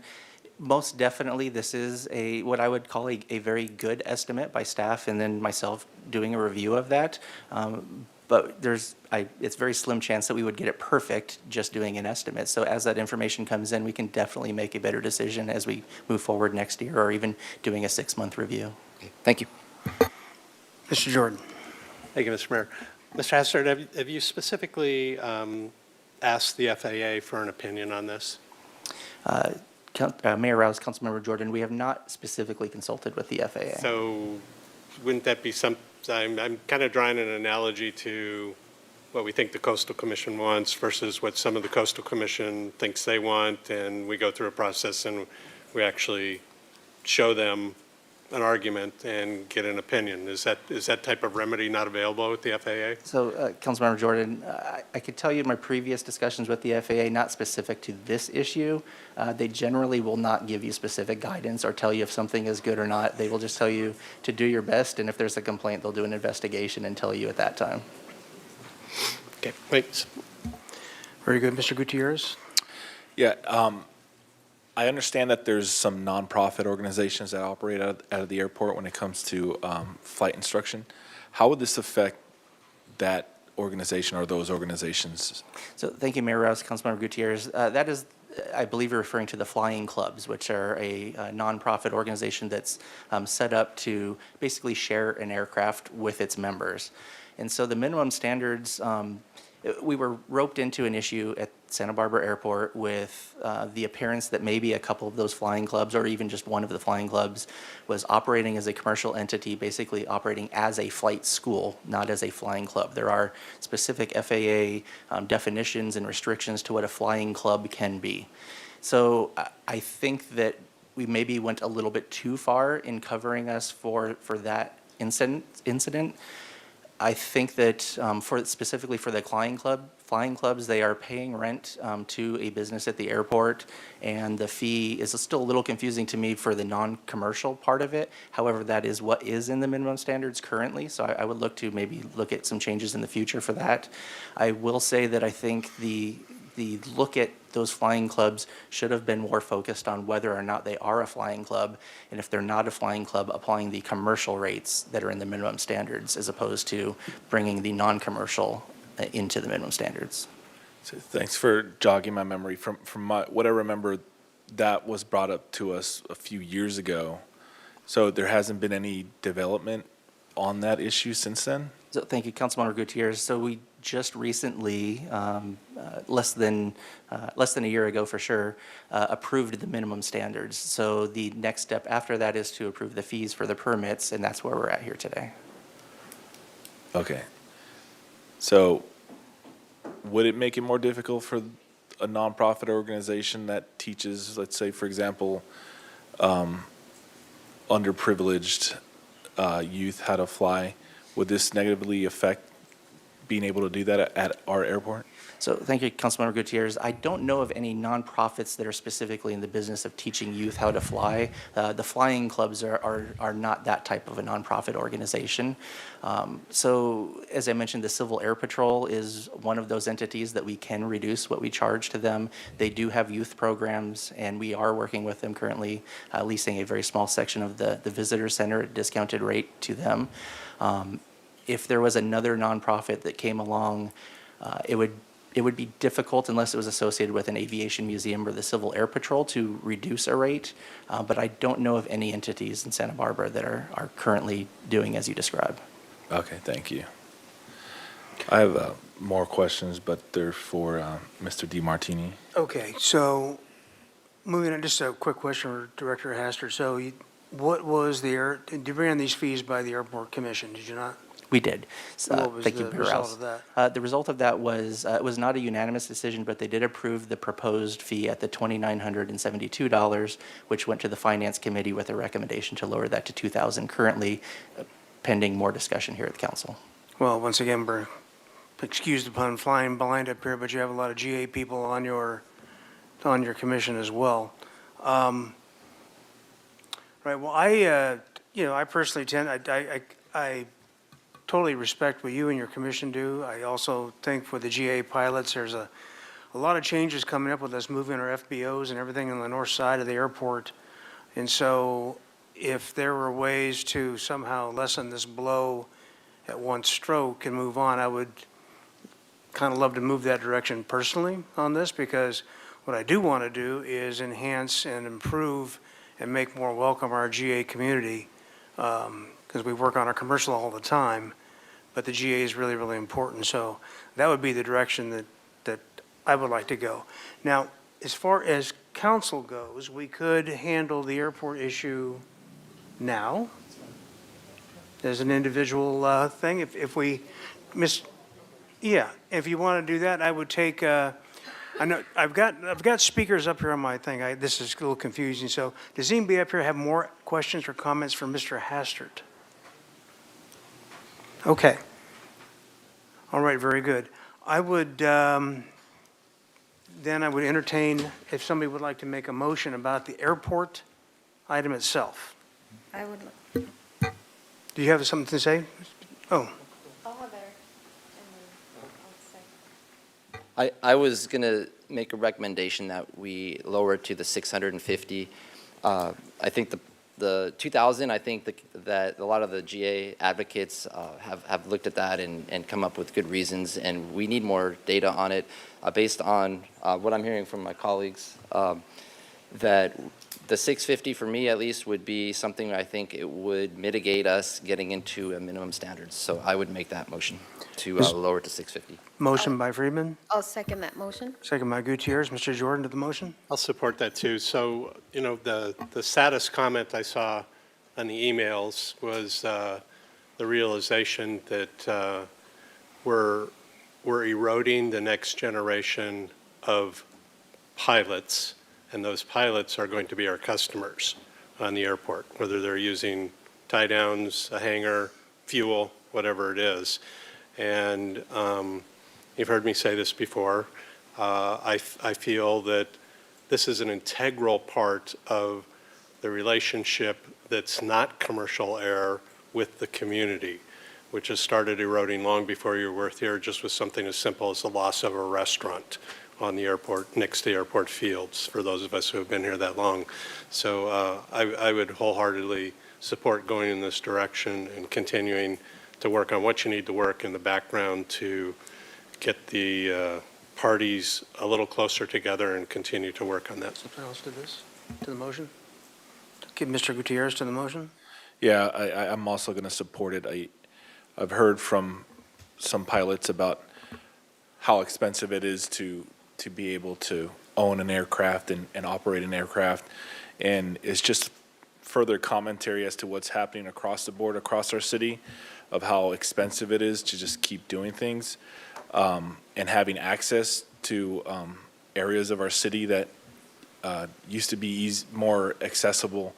So in order to avoid that any further, I will support this motion. Ms. Sneddon to the motion? Thank you, Mayor Rouse. I just wanted to be sure that 650 was the lowest we could go. That was sort of an off, I wasn't sure if that was as detailed a comment as could be. It was sort of, we could defend that, but if, I mean, the airport is doing pretty well financially as an enterprise fund, and so I'm wondering if across the board, if 650 is as low as it could be. So Mayor Rouse, Councilmember Sneddon, in my estimation, looking at the time that it would take to get the permit issued, that is as low as I would recommend. It's a little bit of a gray area because we don't know exactly how much time will be spent, but that is my recommendation, is that would be the floor. Okay, thank you. Okay, if there's no further comments, we can go ahead, and we've got a motion on the floor. We can go ahead and vote. If you would, please, Madam Clerk. Very good. And this is, please let me know if this motion is incorrect. Motion by Councilmember Friedman, seconded by Mayor Pro Tem Alejandro Gutierrez, to reduce the aviation commercial and non-commercial activity permit fee to $650 annually. Okay? We'll start the vote.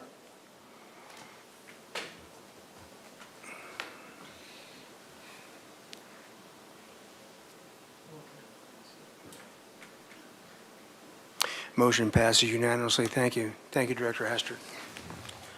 Okay. We can move on. And Ms. Sneddon.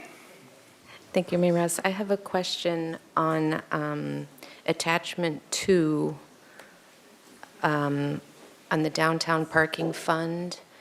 There's an hourly parking line item. And I just, again, want to make sure that if we vote on this bulk, that it won't necessarily mean we're approving the hourly parking rates.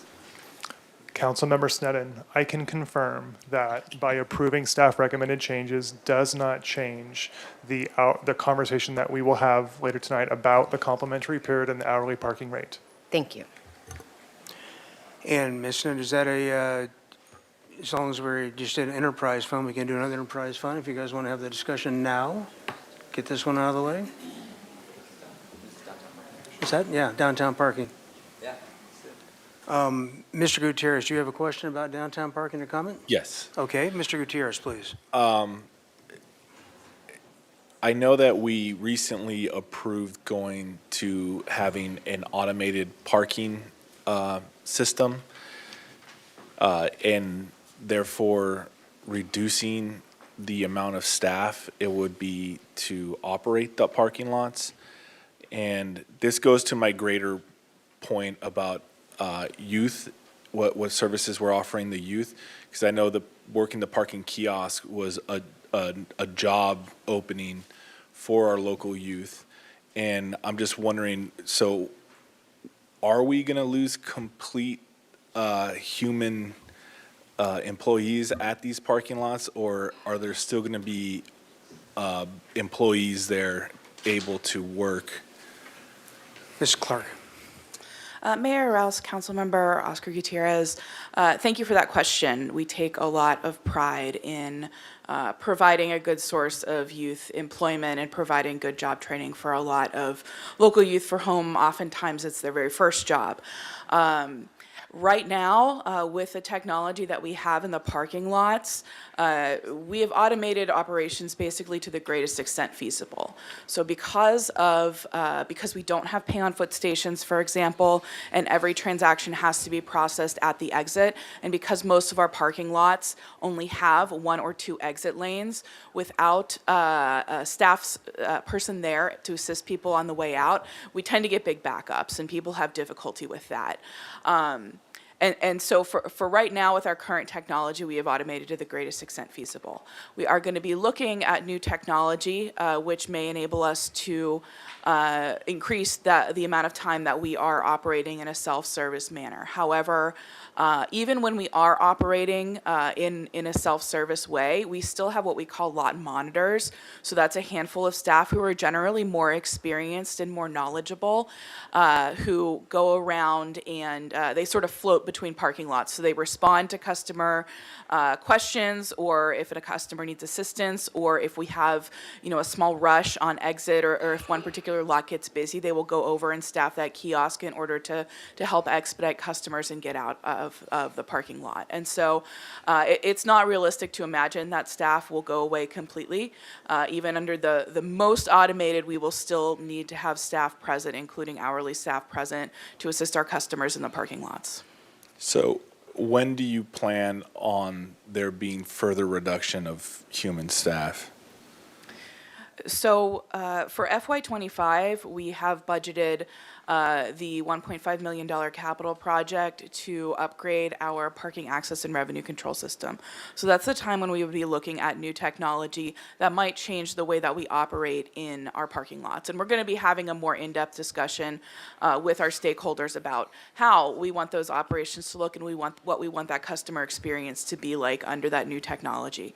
So we would anticipate purchasing and beginning to install that technology in fiscal year 25. The last time we did a large technological transformation, when we got our current access and revenue control system, which was all the way back in 2006, that rolled out gradually, so it wasn't every parking lot at the same time. So just depending on what we get is going to kind of depend on the pace, or dictate the pace that rolls out. Mayor Rouse, Councilmember Gutierrez, if I can jump in. Thank you, Mrs. Clark. We have a problem right now filling our jobs, so we don't anticipate a decline in the human side of things. We can't even fill the jobs we have available now, and the result of that is we can't keep our parking lots open to the extent that we want. And what that does is that cuts down on revenue also. So if any of you know young people who need a good job with the city, please come our way. We're always happy to entertain those folks and get them a good job downtown. Thank you for bringing that up. So when we had our council retreat, which was in February, is that correct? Council members, a few of us brought up what opportunities for employment we had for our youth. So could you comment on what efforts we've done to try to appeal to the youth to work for us since then? Let me interrupt for a minute, if I'm, just pardon me, Mr. Gutierrez, but this is the budget hearing, so I think rather than get into the weeds and operations that we had these individual meetings about, we should really focus on the dollar amounts tonight. Your question is totally legitimate, but right now at this time, I think what we want to do is get through the budget process so we can, and then we can, those are great questions, and we can certainly get staff to be more responsive to them. But I think right now, if we can focus on what we're doing with the numbers, because we did have individual department hearings, and so we kind of bled some of these dry. So, if you don't mind. Sure. Yeah, I'm just going off of him saying that the lack of employees is causing us a loss of revenue. Right. So, if we could have a discussion offline about it then, because I find it to be a very serious issue for our community. Thank you. Mr. Jordan, to the parking. Thank you, Mr. Mayor. Hey, Ms. Clark. I'm confused on the my flavor choice, which is go back to 75 minutes and keep the projected rate increase to $3. My recollection was when that was first brought in your budget presentation, it was a option to do 60 minutes free, $3, and you were anticipating a gain of 600,000 to 1.2 million, because I think I said, wow, what a big range there.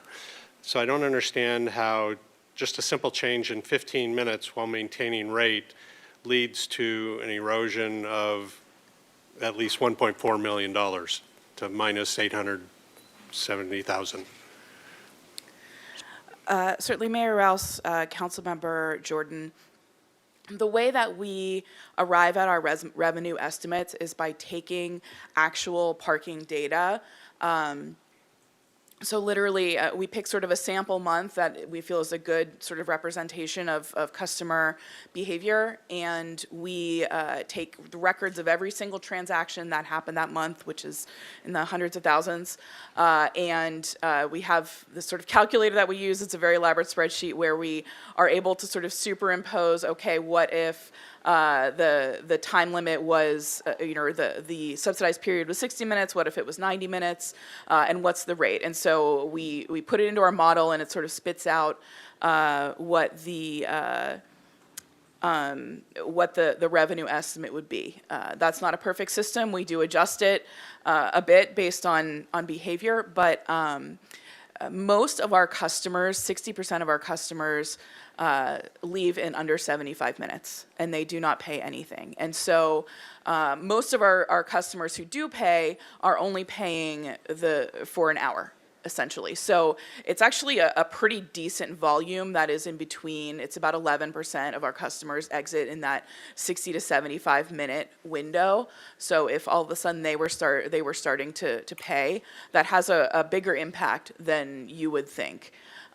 We also adjusted for purposes of talking about the subsidized period.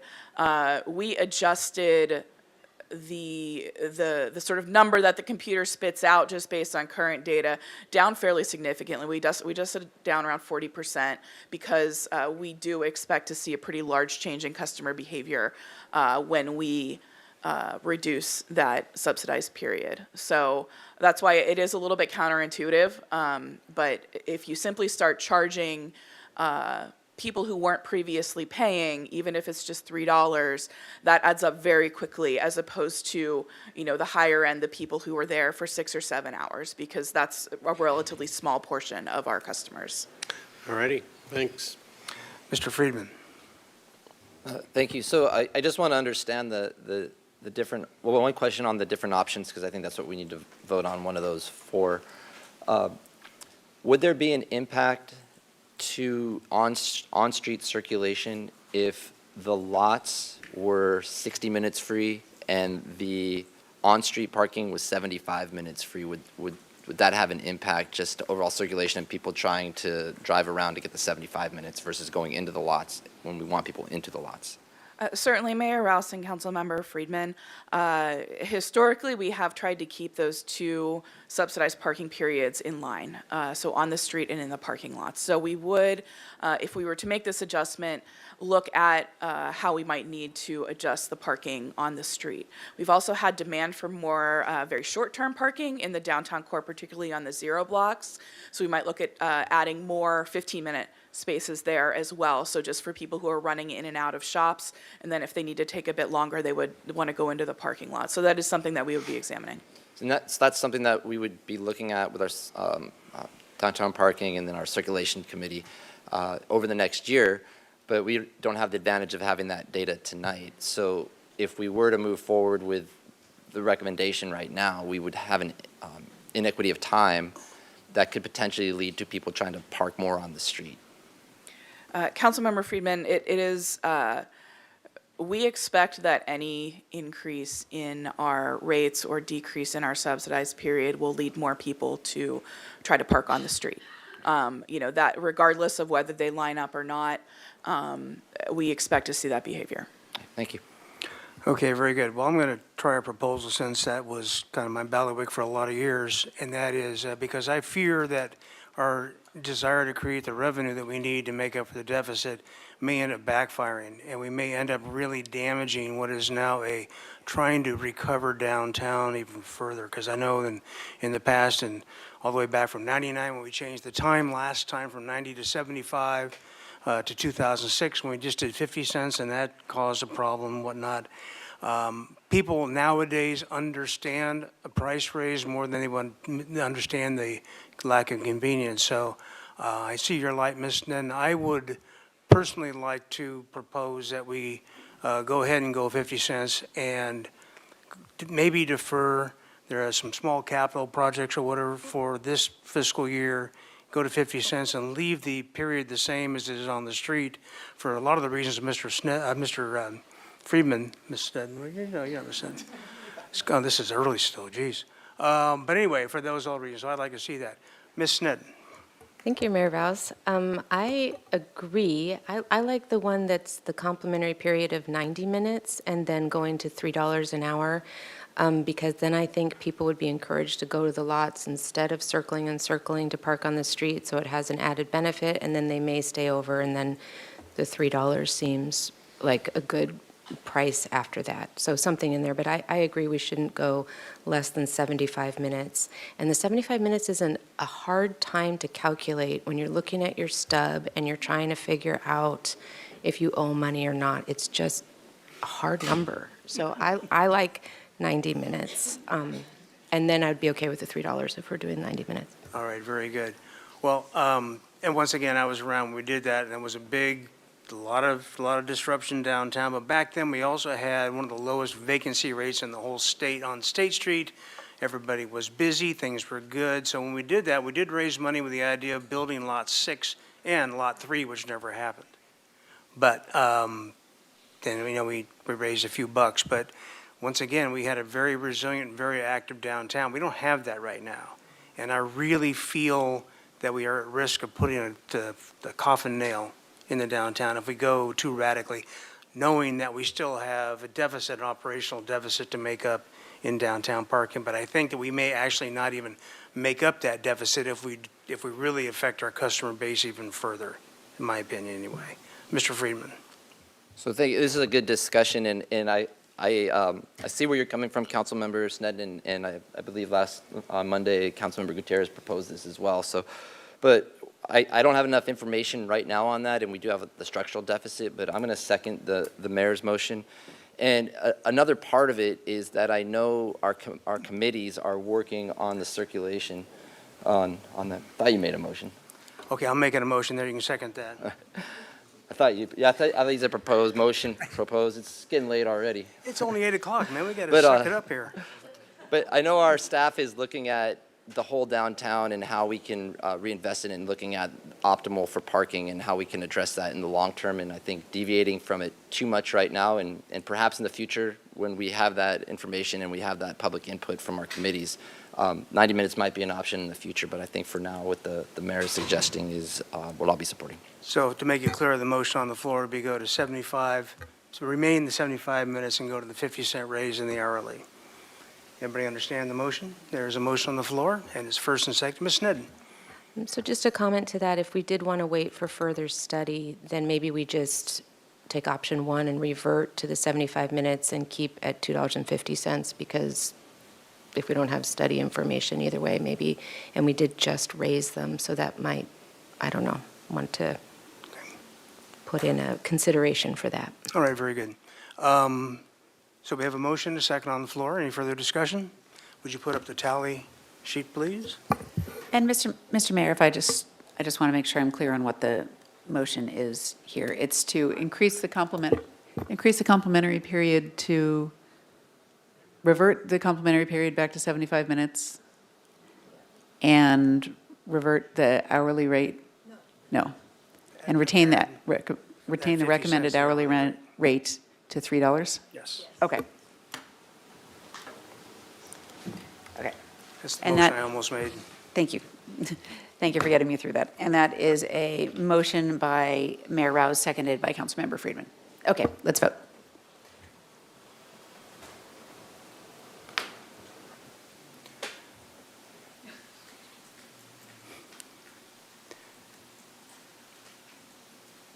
And the motion carries unanimously. Thank you very much. Okay, we've got parking and airport out of the way. Mr. Friedman. All right, thank you, Mr. Mayor. I do have, since we're doing this, go to the library, because I know there's a lot of library folks in here. I just wanted to make a brief opening comment. Now we're into this, but I just wanted to thank all of our staff, those who spoke tonight in public comment, because you're a vital part of the organization, bring that up. I also want to thank each of the departments for all their budget and the work they did, city administrator and city finance director, just overall. And the one thing appreciate the comments from my colleague, Councilmember Sneddon. For me, I'm hopeful that we will be able to implement some of these programs and enhance some of them or keep some of them. The one thing that does concern me, and I'm glad that former Councilmember Bendy White was here, as well as some of the Measure C Oversight Committee, would be to significantly deviate from the infrastructure of Measure C, such as is proposed here with the library for restoring the central library. I would prefer that we would leave Measure C alone and take it out of reserves at that time when we get to that. But for me, Measure C, it's critically important that we remain faithful to what the vote was back 5 years ago. And it is a public safety issue because when our roads and our sidewalks deteriorate, there are people who trip and fall, have injuries. We can't clear vegetation, those types of things. So with that, I do have questions for the library. If we can go there. Okay, so we're going to the library subject. Everybody good with that? It's the biggie. Showtime. Do you want about the library? Oh, well, that's, he was up and doing that, so you have a comment about something more, some other? It's about the budget, right? Hello, Ms. Cariente, good to see you. And so first, if you could just, there was some significant public comment tonight. If you could address that, because that hadn't been really a part of the conversation, and I appreciate the members of the public that are raising this tonight. So if you could address the impacts to the nonprofits and the work that they're doing, and if there might be a way that we can address those issues. Sure, thank you. Mayor Rouse, Councilmember Friedman. So the art policies at the library have been under consideration for the past several months. And as you all know, we're facing very drastic budget reductions that we had to mitigate. And so looking at a department like the library, which is not a revenue generating department, there are very few areas for which we can actually look. And the Faulkner Gallery was one of those areas. And it was multifaceted, but ultimately the $20,000 that the commission will add to our revenue means that we're not cutting $20,000 from our book budget. But there were other reasons why we also wanted to look at the art. We have a lot of comments from other members of the public who want us to make the access to the Faulkner Gallery more diverse, allow for more groups to participate in the Faulkner Gallery. And with the library doing that work, we hope to achieve that. Thank you. And how would these individual groups tonight, they were saying that they might not be able to participate anymore, and it seems from the information they provided that they do promote diversity, and would there be a way to accommodate those types of groups where they're nonprofits and the revenue is going to support the arts versus any individuals that are selling and making the profit for themselves? Through the mayor, Councilmember Friedman, of course, we can consider many different options in terms of revenue generation through the Faulkner Gallery, and the commission piece seems to be at issue here. There are most shows at the gallery, in fact, I would say 70 to 80% of them do take commission, and that's through the gallery at 113. The Oak Group is unique in that they are doing it for a nonprofit fundraising, and so I believe that is not the standard within the Faulkner Gallery. And I do have our library services manager, Ms. Weta, here, who did most of the evaluation and analysis for this. So for specific questions, she is also available.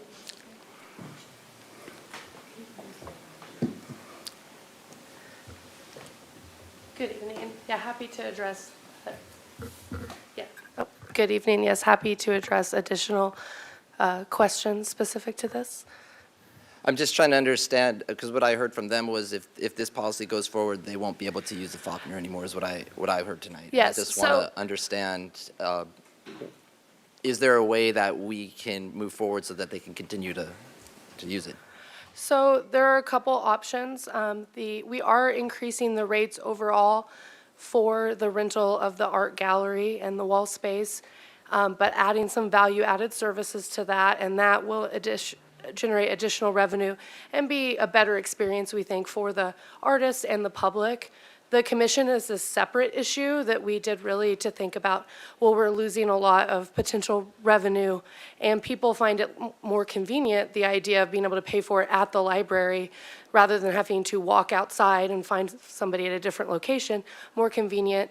And this would also allow us to like ensure proper business practices by people selling art, which has been brought to our attention before. So that was some of the background information that we considered in this, but you know, we're open to more direction.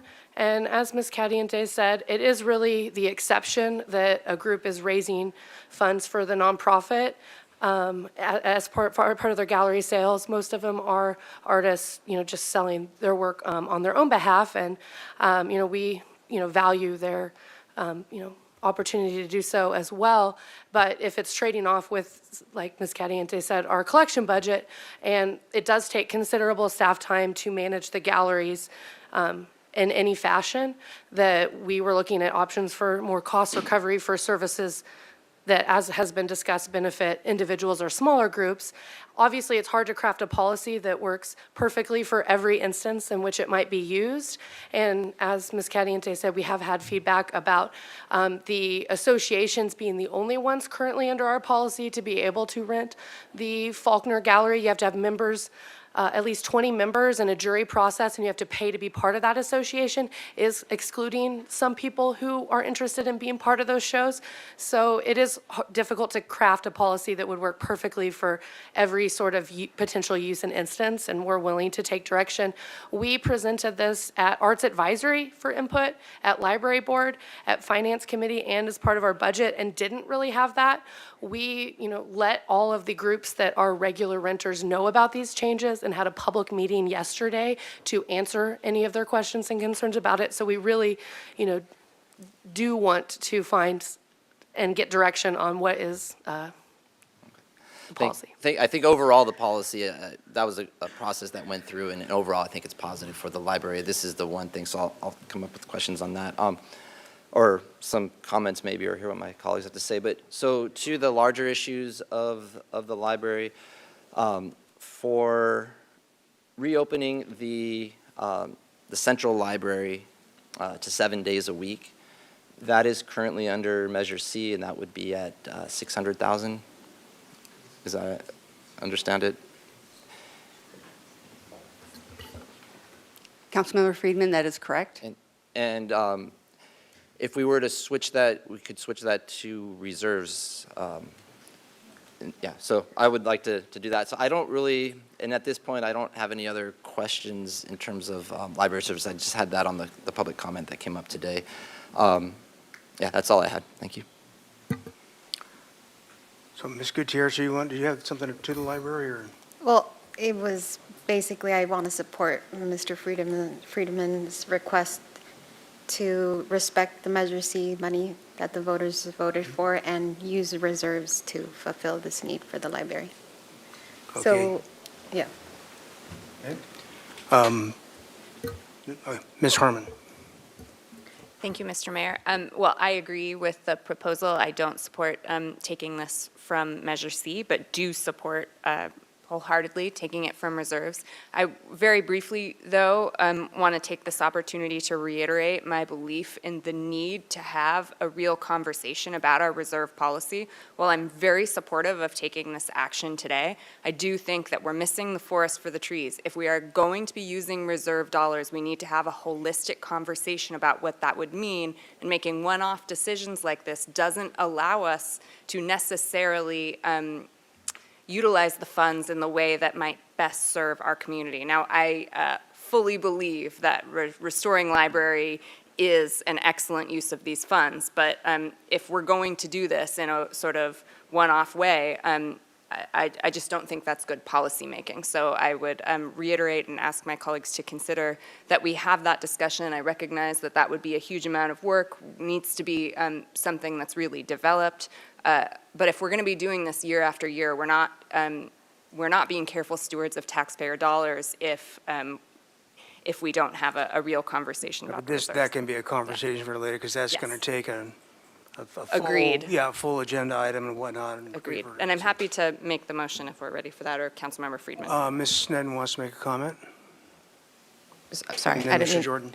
I didn't mean to preclude making the motion, but, and I don't need to make the motion, but I did want to say that heard loud and clear about Measure C.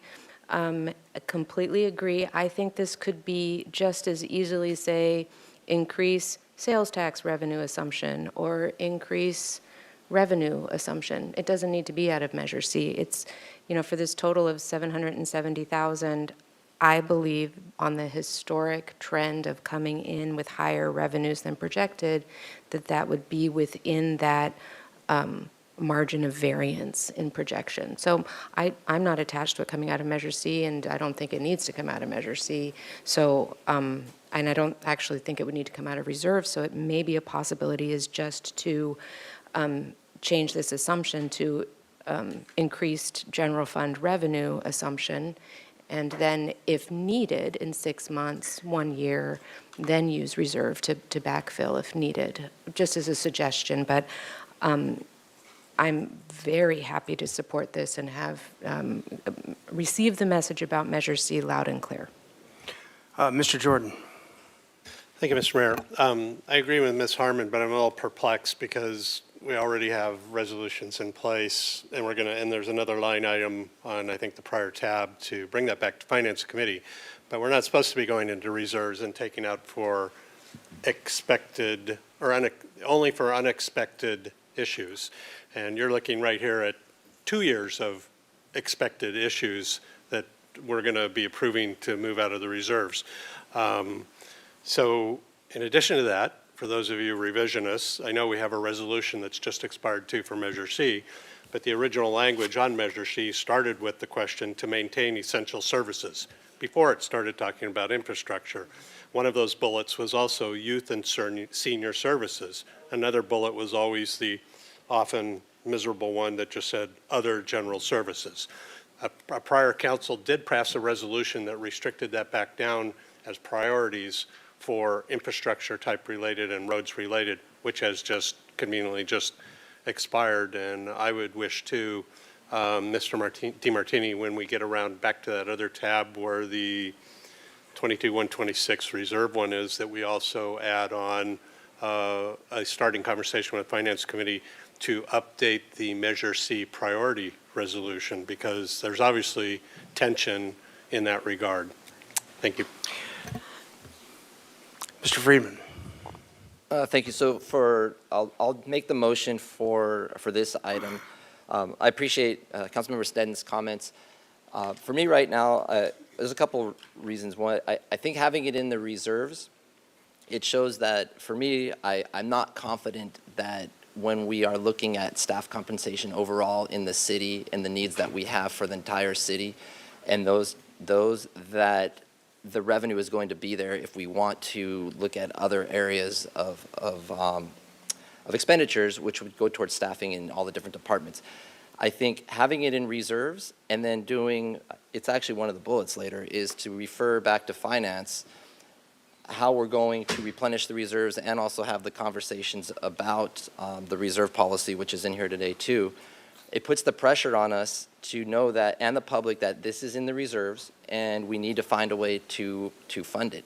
Where if it's just in the general fund, I think it will get lost, and I think it's more at risk. So the other thing with this in particular, opening it up 7 days a week, that Jim Jackson, the president of the Library Foundation, we spoke on Monday, and other foundation members and others, but in particular, Mr. Jackson made the point that we have for almost 15 years been working towards the Library Plaza, which is still set to open on October 21st.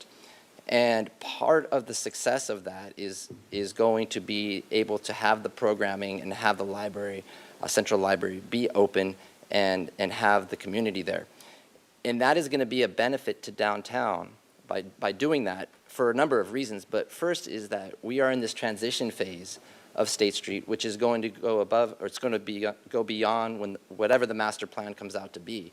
And this is the Library Plaza coming online is going to be the first significant change that the public is going to see in terms of where we're going. And it's going to be something that is going to gain excitement. And so having the library open 7 days a week, but at the same time, putting the pressure on us to find a way to do it. And I think having it out of the reserves puts the pressure on us to find a way to maintain it. So that's why I'll make the motion to open it 7 days and fund it out of reserves. Okay, Second. we have a motion on the floor to do that. Second. Second by Sneddon, and we have a comment by Alejandra Oh, could I Gutierrez. also make a comment too? Sorry. You can come back to the motion, that'd be fine. Ms. Gutierrez. My comments were very similar to Mr. Friedman, so I'm good. I appreciate that kind of brevity, I like that. We gotta choose an example. Ms. Sneddon. I had a question, maybe for Ms. Weta, about if the Faulkner Gallery funds, since it was mentioned that the Oak Group was special or nonprofit art shows where donations are being made, if it would be too complicated to have a different room rental fee if it's for donations to a nonprofit specifically. Yes, Councilmember Sneddon, Mayor Rouse. If that's something that council would like to provide direction to, and if the city attorney approved a tiered system like that, we would be happy to consider it. I think it would be in line. One option that we did add on the room rental fees, just for use of them as for meetings, is a commercial option for fundraising activity or for people wanting to offer classes that have a small fee, because we do get inquiries for that type of work. And so that is part of our proposal for the regular meeting rooms. And so if having a separate tier for not charging commissions or charging a different rate of commission, if that was the direction. Like I said, I think I know of 2 groups that currently use that model over the last several years. And so it's not a significant number, but we do recognize the value of raising money for the land trust. We're not against that. Yes. And then given the direction it looks like we're heading with making the library whole, maybe those fees aren't needed quite as much at this time. It would be less, if we're making the library whole, yeah, the $20,000 would have less of an impact on our overall budget. So we'll ask the maker of the motion if that seems, do you want that to be a separate motion or maybe part of this, that out of that, all of that funding that we're just Let's about do to? a separate motion Okay. because I'm not sure where Councilmember Jordan's going to go on this 600,000. Wait a minute, Okay. Ms. Gutierrez has a comment to the motion. Based on your comments, I wasn't sure, so. You're not to the motion? Okay. All right. So, yeah, we We since, have if a everyone's motion okay and a with that, second on the yeah. floor. Yeah, we'll do Let's that. We'll do go back to the that. other ones, yeah. Do we have a second? Yeah, we got a second. Okay. Motion by Friedman, second by Sneddon. Madam Clerk, do you have the motion? Could you clarify the amount, Councilmember Friedman, because there are 2, there's the 600,000 and then the, is it the 600,000? Or is it? So if everyone's open, I'm happy to just, those 2 items for the library, just put it all into one motion and, rather than taking separate votes. What's your total? So 686,000, which would go towards keeping the Central Library open 7 days a week, restore the East Side Library to 6 days a week, and then also direction on the tiered approach for the nonprofits. Okay. Oh, sorry. Okay, that's the motion. Let's be real clear. This is coming out, this is going to be booked out of reserves. We can't count on a revenue run-up we don't know about or whatever. So we are committing to use reserves, which means we're all committing to make a plan to replace these reserves at some point. If we get lucky, we get lucky. If we don't, because those projections can go the other way as well. With that, Could I get some clarification on the tiered approach for the nonprofit? So that would be for the room rental in the Faulkner Gallery to not charge them for the commission We haven't for the made that sale motion. of the. I was including it in there. If you could help, is it just the Faulkner or is it the side room? Councilmember Friedman, Mayor Rouse. The proposal is for commissions on both the main gallery and the side galleries for the sale of art for groups that have rented the art as exhibit space, as opposed to the meeting room rentals, which is a separate tier. Does that clarify? So direction on what the tiered approach would look like. Can we take that out of this motion, because I want to Do it, let's do it as a separate motion. Yeah, just we'll do as that part as kind a of- separate yeah, motion. So the please. motion right now would be 7 days a week, Central Library, 600,000, plus East Side at 86,000 for a total of 686,000 to be used out of reserves. Seconder? Okay, let's put Yes. the, let's go to the tote board. Okay. To recap here, the motion by Councilmember Friedman, seconded by Councilmember Sneddon, to Restore the East Side Library to be open 6 days a week for $86,000. To provide library services, Central Library open 7 days a week for $600,000, for a total of $686,000. And for To the come funding to from come out reserves. of reserves. And for the funding to come from reserves. Reserves, correct. Okay. We'll take a vote on that motion. Oh, sorry. Right, but we have to identify where it's coming from, is all we have to do, so, right. So that, and for those funds to come from reserves. Is that Yes, end of that's motion? correct. Okay. Start the vote. Those library people are a tough crowd.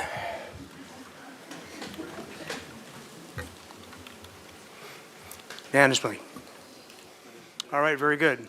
Now, do we want to go to a second item about the gallery? Was that? So go ahead, because I need some help understanding exactly to tailor it to the specific groups that we're talking about. So any suggestions on a motion would be helpful. Ms. What number of screens? Like to open that fee reduction to any organization, nonprofits that are going to be raising fund for, what was that? Just don't listen to him. Okay. I would like to give the opportunity to any organizations that are raising money for specific nonprofit groups in the city to have that reduced fee.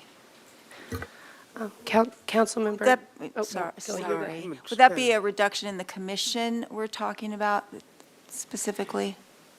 Or elimination of the commission? Yes. And you had mentioned that there is a separate room within that.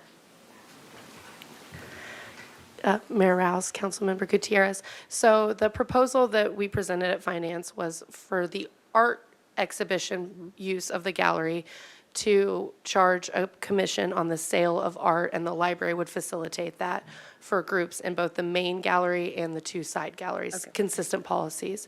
So if we wanted to entertain the idea of not charging that commission, if it was, for example, like the Oak Group raising funds on behalf of an organization like the Land Trust, we could. I do just want to put out there that many of the associations that just are members and show their art are also nonprofits, so we might want to consult the city attorney on a distinction there or additional direction there on how you would like to handle that. Yeah, I mean, maybe the intent is for when those nonprofits are having sales that will contribute their part of their proceeds to another group or some. I mean, we can work on the language, but that's. I mean, is this too granular for this discussion? Should Yeah, we I go mean, back to the library board? I have a suggestion. Yeah, that's exactly what I was going to suggest. Thank you, because I Send it hate back to to get the in the library middle of their board. business when we really aren't. Send it to the board. You library guys board are to vet library. it and make sure Mr. Keller is noticed Give of the direction to meetings do and that. can provide that input.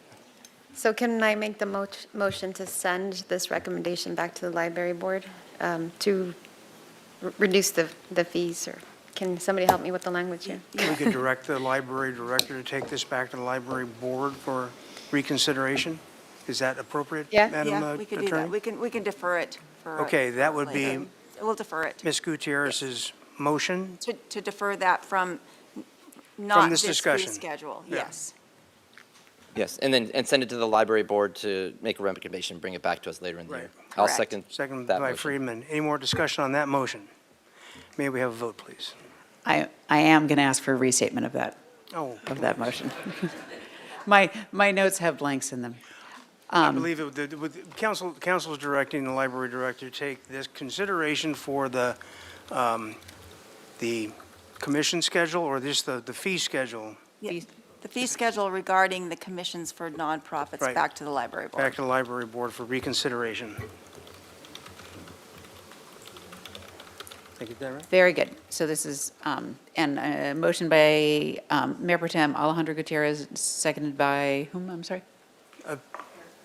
Yeah. Seconded by Councilmember Friedman, to direct the library director to take consideration of the fee schedule regarding commissions for nonprofits to the library board for consideration. Right. Very good. Thank you. We'll start the vote.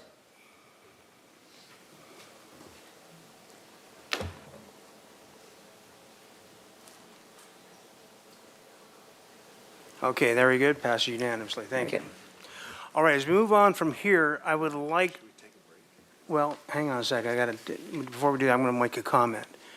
As we go to these next items, as we still have some very meaty items to take up, let's please try to restrict our global comments and really stay to the budget itself, all right? Let's not get into operations, let's not get into, anecdotes, let's try to stay right to it, because we have a ways to go yet.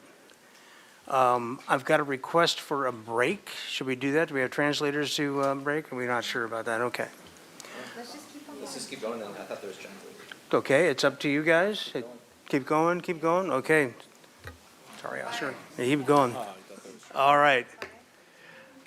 All right, very good. Thanks, you guys. Thank you all for coming in, and let's move on to the, I'm fine with doing that. Go ahead and kick it off, please, Ms. Sneddon. And once again, we'll try to keep this, keep our comments as tight as we can, because we are going to be here for a while. No comments, but I would move the increase of the annual parking permit fee as suggested on the deliberations tab. Second. I'm sorry, what is the increase again? It will have I don't know, I forget what the number is for each permit, but it has a net increase to the general fund of $50,000, or the enterprise fund. Mr. Wiltshire.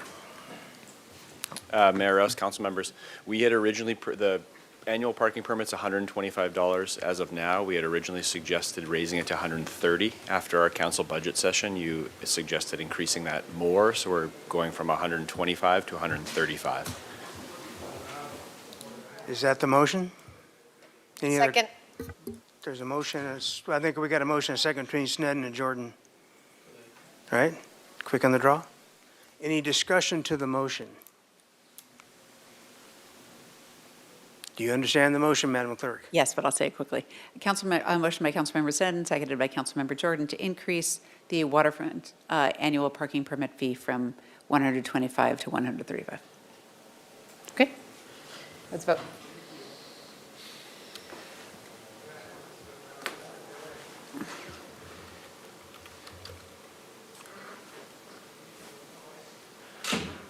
Now, Mr. DeMartini, do we need a vote to ratify the rest of the waterfront budget? Mayor Rouse, you do not. That will happen on Tuesday when you ratify the entire city's budget. Okay, and then that's when you kick me out of the room. Sure. Cool. All right. Who's next? Fire? Whatever you guys want to do, let's just keep moving. Go down. City administrator. Okay, let's do city administrator. Ms. Sneddon. I'd like to make a motion to restore the 5% reduction to outside entities in the city administrator's office. Is there a second? Okay, motion dies for, Could you repeat to the public what that 5% reduction to outside, just give It's explanation? the film festival, Solstice.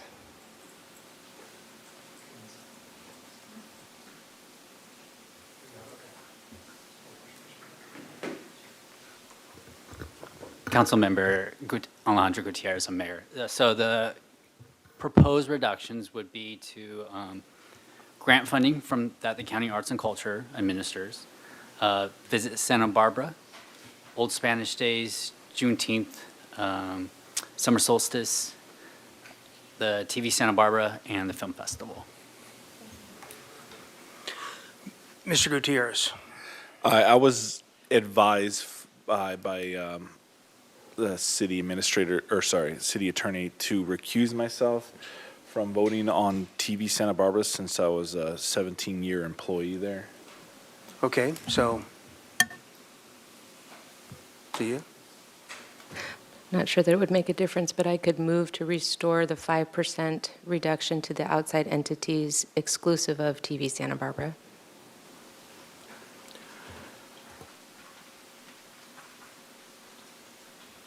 Okay, I'm not hearing a second. All right.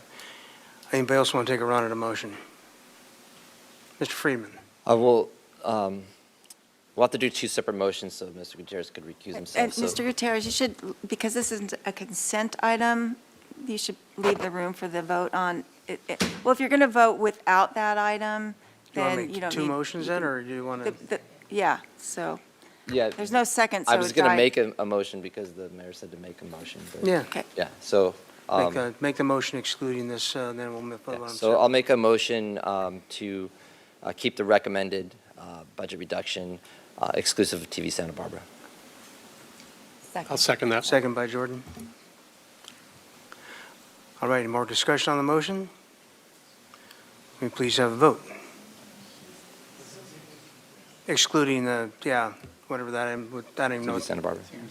Mr. DiMartini. If I may, Mayor Rouse, I just want clarity on the motion. Was it, you said to keep the reduction, so you want to accept staff's recommendation to reduce that? Okay, thank you very much. Correct. So this is motion by Councilmember Friedman, seconded by whom? Jordan. Seconded by Councilmember Jordan, to keep the budget reductions regarding outside entities excluding TV Santa Barbara? Yes. Okay. Go ahead and vote.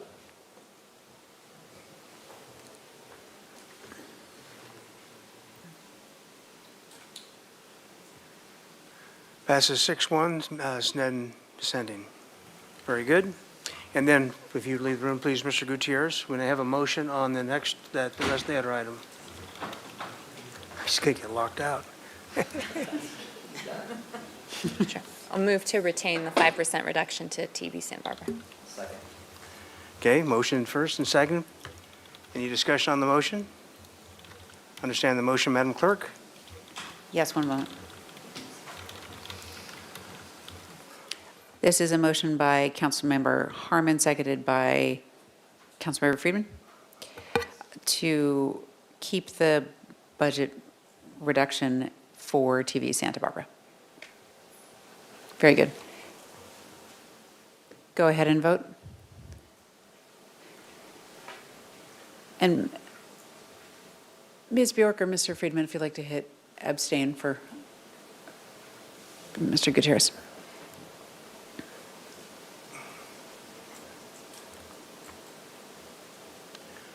Okay, very good. That passes 5-1 and 1 abstention. All right, let's move on.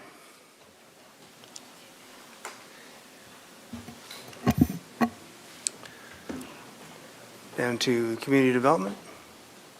Mr. Mayor, can we talk about the town hall meetings? Oh, No, I have a question. Mr. Jordan. So, Mr. DiMartini, somewhere buried in the budget too is still a small, like conference amount for travel, right? So I'm just wondering, I'm supportive of this, but I don't necessarily know that it needs to cost all that much for me in particular. It's just more pancakes at Mesa Cafe or something, but if we were using a city facility, but can those, are we, either way we approve these, if you approve both, can one be used for the other? So like, I see Rebecca knows where I'm going. So as an example, I will never go to Sacramento for League of California Cities, but I will definitely go to San Diego, and that's every other year. And so the opposite year, I would want personally a greater resource to do town hall meetings, and then the next year maybe less of a resource, but to make sure that I could go to League of California Cities. So I'm just wondering how those could be linked up and manipulated so they're not two line items that are too much money, but they're a line item that you could use for either or. Councilmember Jordan, you do have some flexibility to use those line items in the mayor and council's budget. Just as long as you don't overspend your budget, you have some flexibility to do so. And Mayor and Councilmember Jordan, if you wanted to increase it slightly to accommodate more, we could use the 6,000 to increase all of the council members' budgets by 1,000. The mayor already has a fairly substantially bigger budget because he has budget to take him to DC. Mayor. Got to travel first class.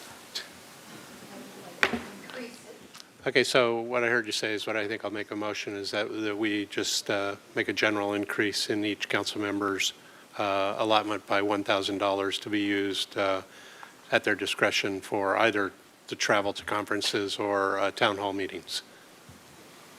Okay, the motion on the floor, second by Alejandro Gutierrez. Any discussion on the motion? Madam Clerk, do you have the motion? This is a motion by Councilmember Jordan, seconded by Mayor Pro Tem Alejandro Gutierrez, for a general increase in each council member's allotment for $1,000, each to be used for travel to conferences or town halls. Ms. Sneddon? Is that also usable for interns? In the past, we've been able to use our travel budget for interns. Councilmember Sneddon, Mr. Mayor. So you could, that is a discretionary line that you could utilize for something along that nature. The only thing that we would need to be careful is, like, by charter, any sort of vehicle allowance or your salary, we can't touch those. But discretionary lines like that would be within your purview to change. Thank you. Okay, so are we ready for a vote? Start the vote, please.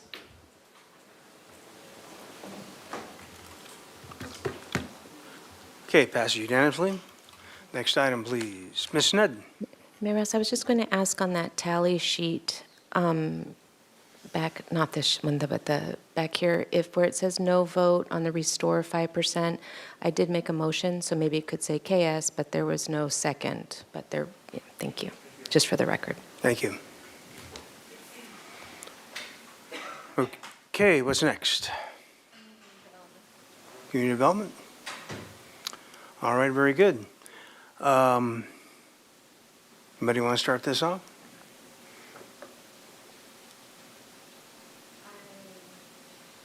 I have a question on the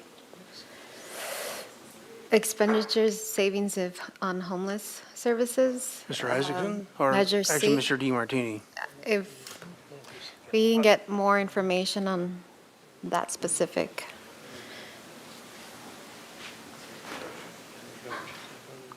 So once again, I'll again remind my colleagues that we're not seeing this stuff for the first time, so let's see if we can not go too much to the ground. Mr. Mayor, Councilmember Alejandro Gutierrez, the 170 you're seeing on the screen there is currently two items that come out of the community development subsidy, general fund subsidy, 100,000 of which goes to SB Act and 70 of which goes to PATH shelter.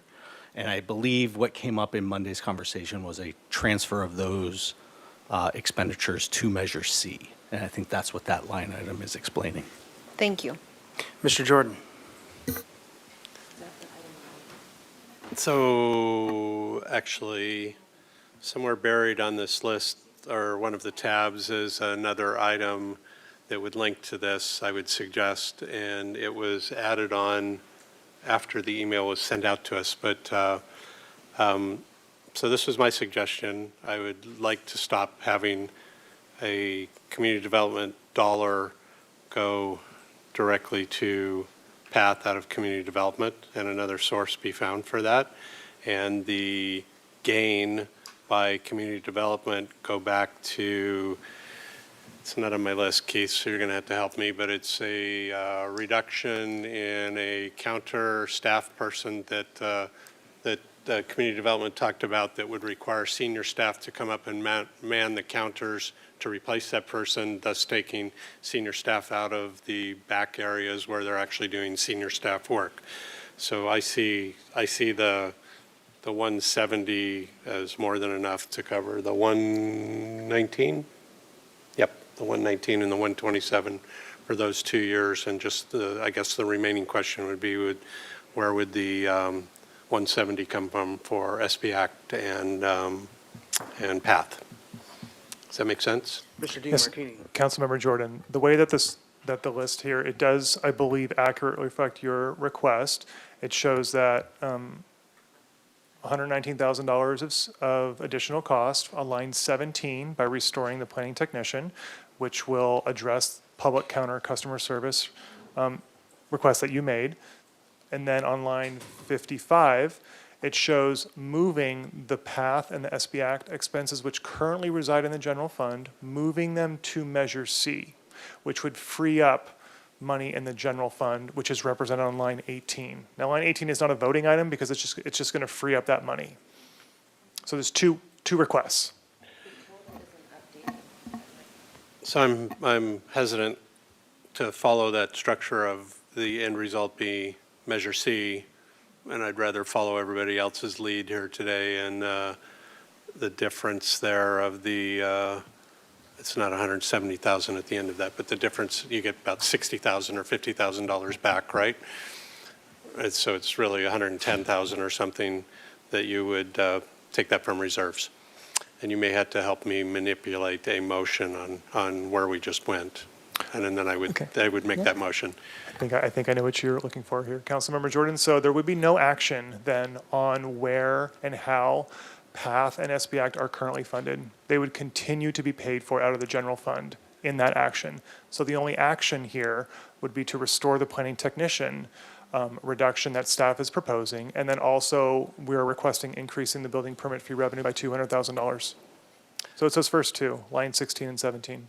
So that would be my motion, Madam Clerk. I'll second that. So that's a motion that's going to have to be worked out with the clerk, and it's a second by Harmon.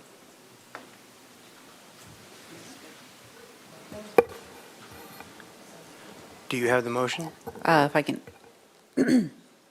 repeat to the record, motion by Councilmember Jordan, seconded by Councilmember Harmon, to restore the planning technician position for public counter customer service and increase building permit fee revenue. Okay? Okay, for a second. Okay, any Okay. further discussion of the motion? May we have the vote, please? Start the vote.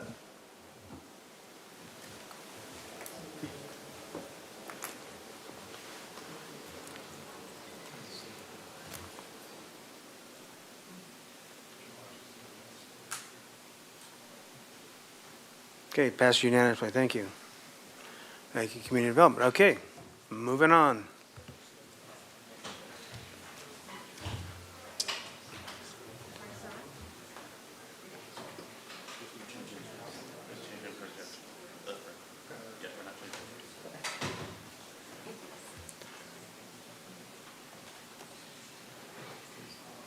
Okay. The fire is the next on the list. That's okay with everybody? Mr. Nedden? I'd like to move all three of these. Restore fire, or do you want them one at a time? I'm sorry, what was this? To restore the where did it just go? Restore the fire inspector, restore educational supplies, and restore training in the fire department budget. And your source of revenue would be?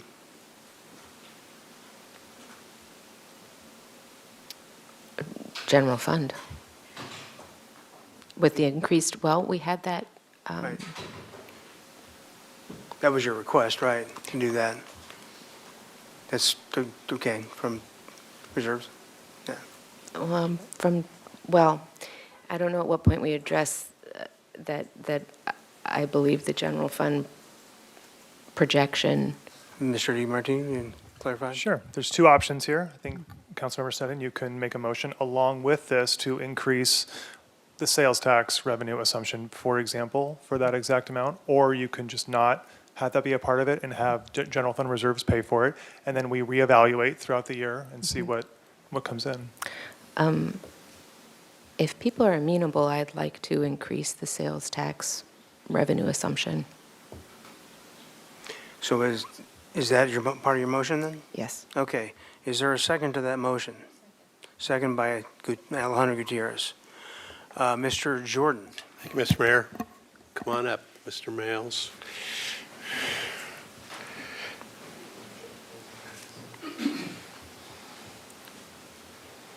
Can't just let you sit there all night, right? So this is the position that's been like vacant 2 years? That is correct. And vacant because why? It was, as Councilmember Jordan, Mayor Rouse, it was part of the COVID consolations that we would not fill that position for 2 years as part of the Okay. ongoing budget. So it wasn't that there's somebody out there who will take this job, right? For sure. Yes. Me.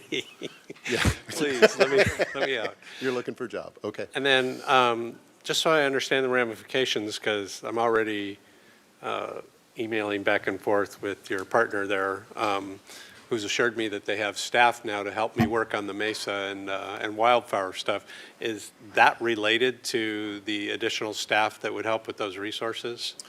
Councilmember Jordan, Mayor Rouse, all of our fire prevention staff work in multiple areas. That's part of the beauty of our shop, is that we have cross-trained people that work on both the structure inspection side and the wildland side. But we do have specific wildland inspectors that focus on that.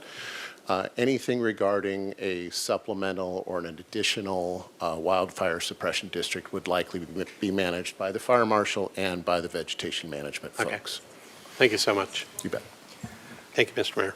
Ms. Harmon.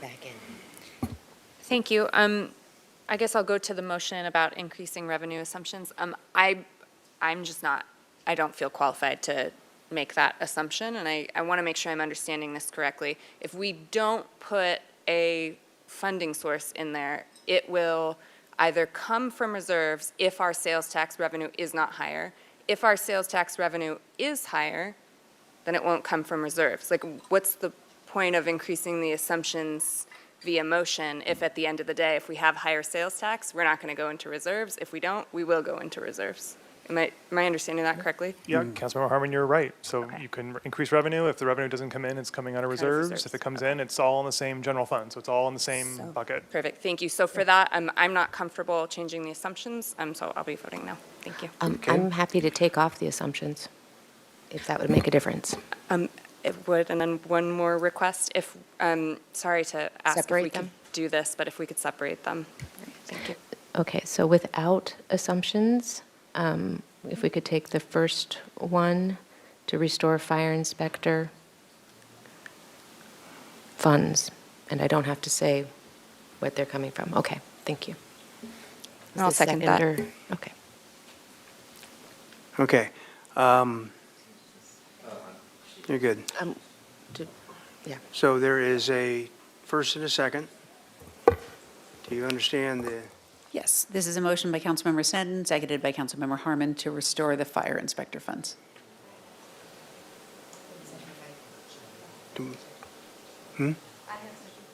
oh. Okay, sorry. Second by Alejandro Seconded by Mayor Gutierrez. Mayor Pro Tem Alejandro Gutierrez.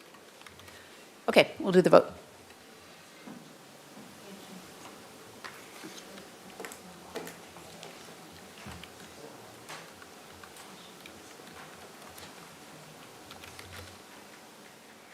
Okay, that passes 6-1. Jordan dissent.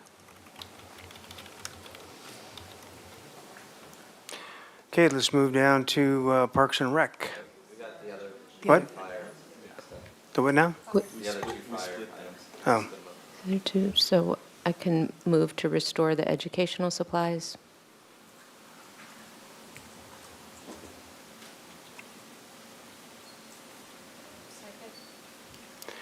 so it's a first by Snedden, a second by Alejandro Gutierrez.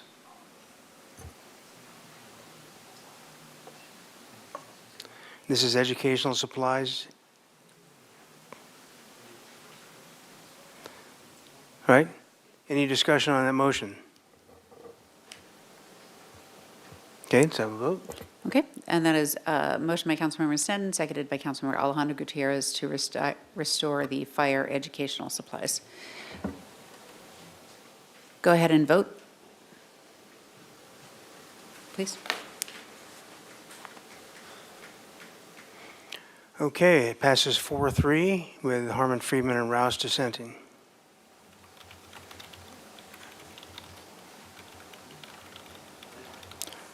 Next line item.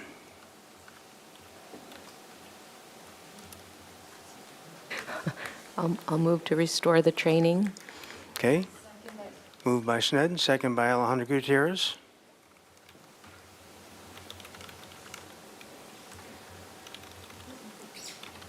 Okay. think A we're ready to motion by go. Councilmember Senden, seconded by Mayor Pro Tem Alejandro Gutierrez to restore the fire training. Go ahead and vote, please.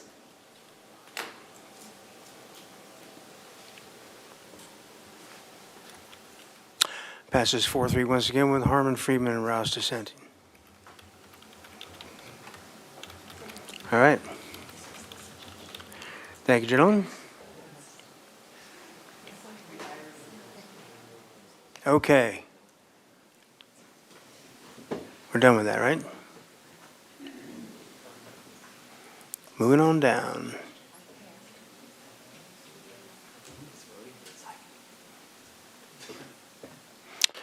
Mr. Jordan.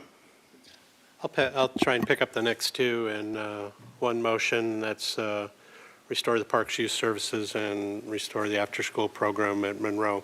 I would actually, well, let me just do it the way I'd prefer it. I would actually just make those one-year motions. I suspect that that those programs could garner philanthropic or other types of support to keep going. Or in the case of Monroe, I think just the extra year of notice will give some stability to it to either see it gain or continue to erode. But so I'll just make the motion that that we approve both of those for the initial year, but not for the second year, and then we can just adjust that accordingly when we review the second year budget next year.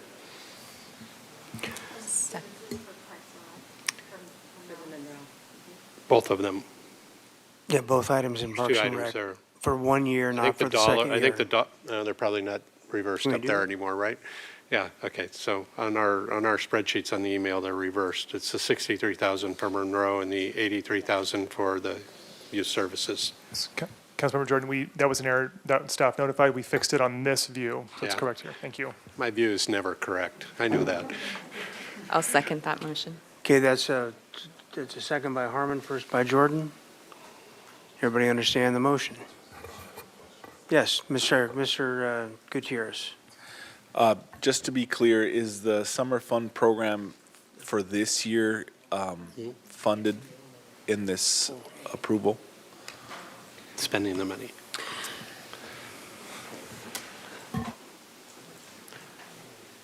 Ms. Zachary?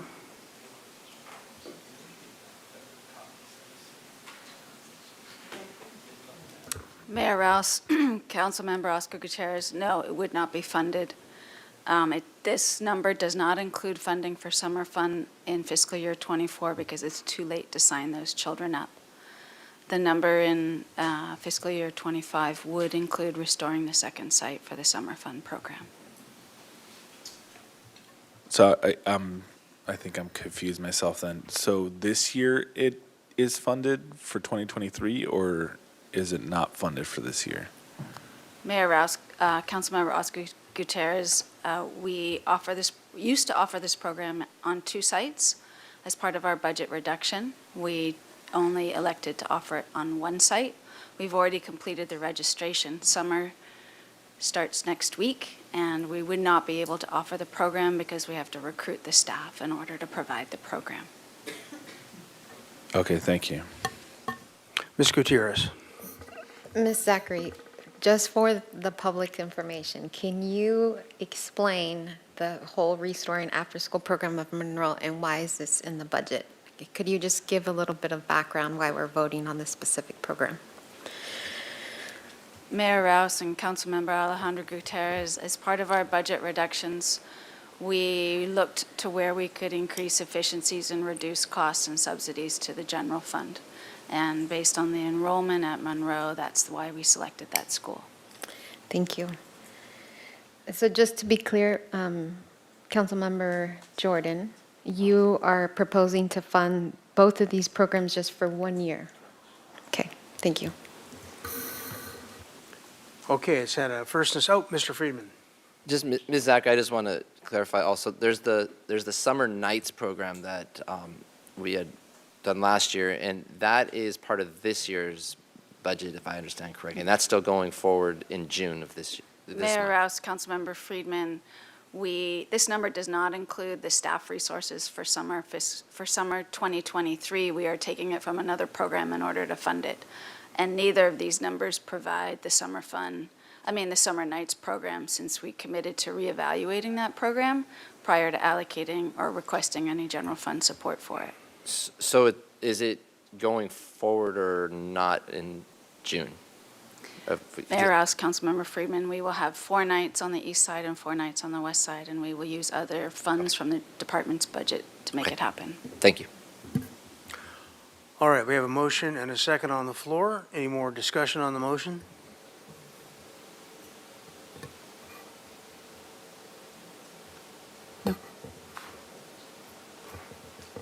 Okay, we have a motion by Councilmember Jordan, seconded by Councilmember Harmon, to restore the after-school program at Monroe Elementary School and restore the park's youth services for an initial year, but not for the second year.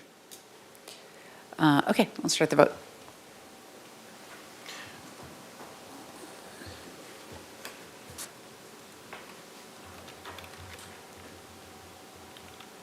Okay, passed unanimously. Thank you. Ms. Gutierrez? I just want to make a comment about the importance of the partnership with the school district in deciding, this vote and budgeting for Parks and Rec. So I just really want to encourage, again, our colleagues to start thinking about some questions when we get to sit at the table with the school district. I think that partnership is very, very important to move forward with our youth services in the city. Thank you. Mr. Jordan? And just a follow-up to that, too, because literally if I'd had 6 months on that Monroe item in particular, I would have been out beating the bush to raise $63,000, because I don't think it's unreasonable to expect that I can. So I would also encourage us, as just as we see this stuff tightening up, and there's, in the big picture, relatively little money that has a huge consequence or effect on people's lives, particularly Monroe. I was shocked at the number. I knew the number was high, but 72% now are bused from over the hill, and the wave is coming back. There's children in my neighborhood, so I know the wave will come back a little bit, but just the effect that has on people's lives and their kids. That when we're sitting with groups like today, I'm in the room with people at the chamber, it's up to us too to start utilizing those relationships and trying to fill some of these holes too. So, All right, let's move on.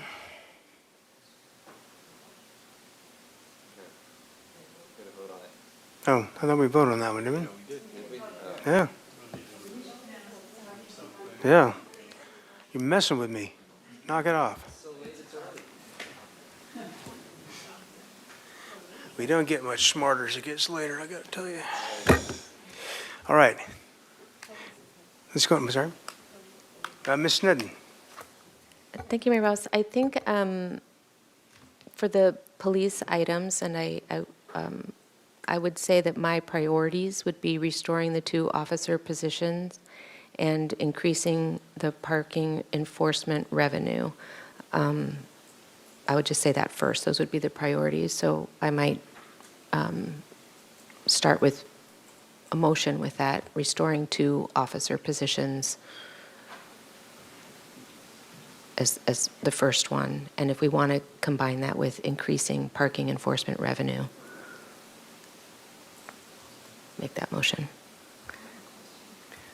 Okay, are you making a motion, Ms. Snedden? Yes. Okay. Motion by Snedden. They have a comment too. Okay. Is that me?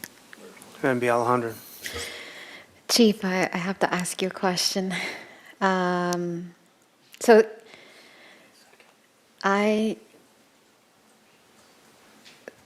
I'm not really familiar, even though I should. Could you explain a little bit what a sergeant does in your department? And yes, please. So Mayor Rouse, Councilmember Alejandro Gutierrez, a sergeant is a first-line level supervisor. Okay. So I'll give a couple of different examples. Take, for example, a patrol team that works a set schedule. I'm just going to pick a random schedule, Monday, Tuesday, Wednesday, 6 to 6. They have a sergeant that oversees the team. So that sergeant is then their first level supervisor and supervises all the incidents that happen in the field activity. If you take our community action team, the officers that work the community action team work directly for a sergeant who is their first level line supervisor. Recruitment overseen by a first line level supervisor, which is a sergeant.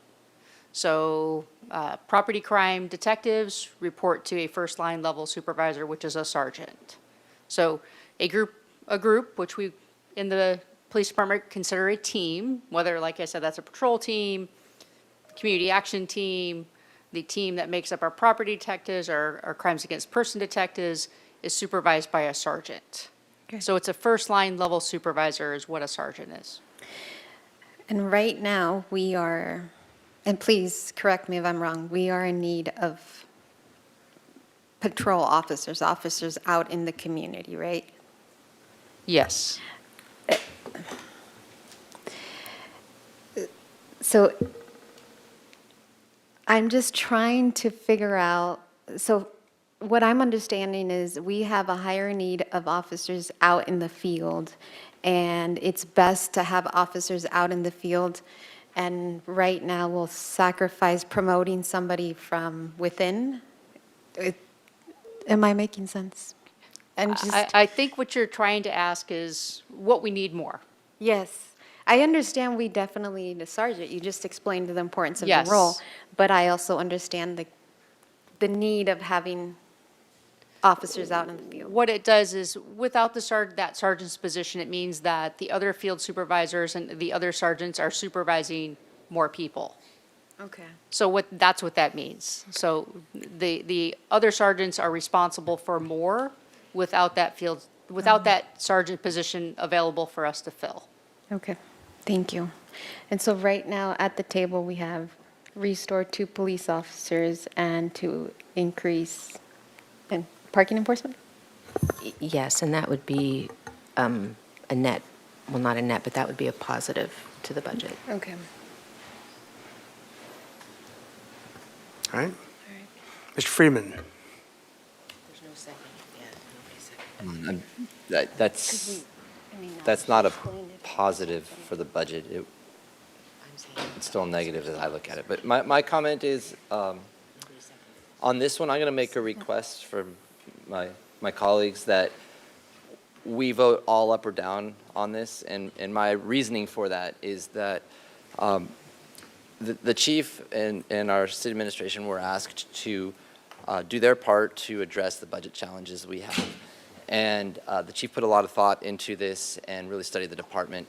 And so we can we could, on one hand, support what the chief has brought forward after looking at the department, or in the other case, if the council says these are all integral to public safety, and we're taking the position that public safety is the priority here, we could vote for that.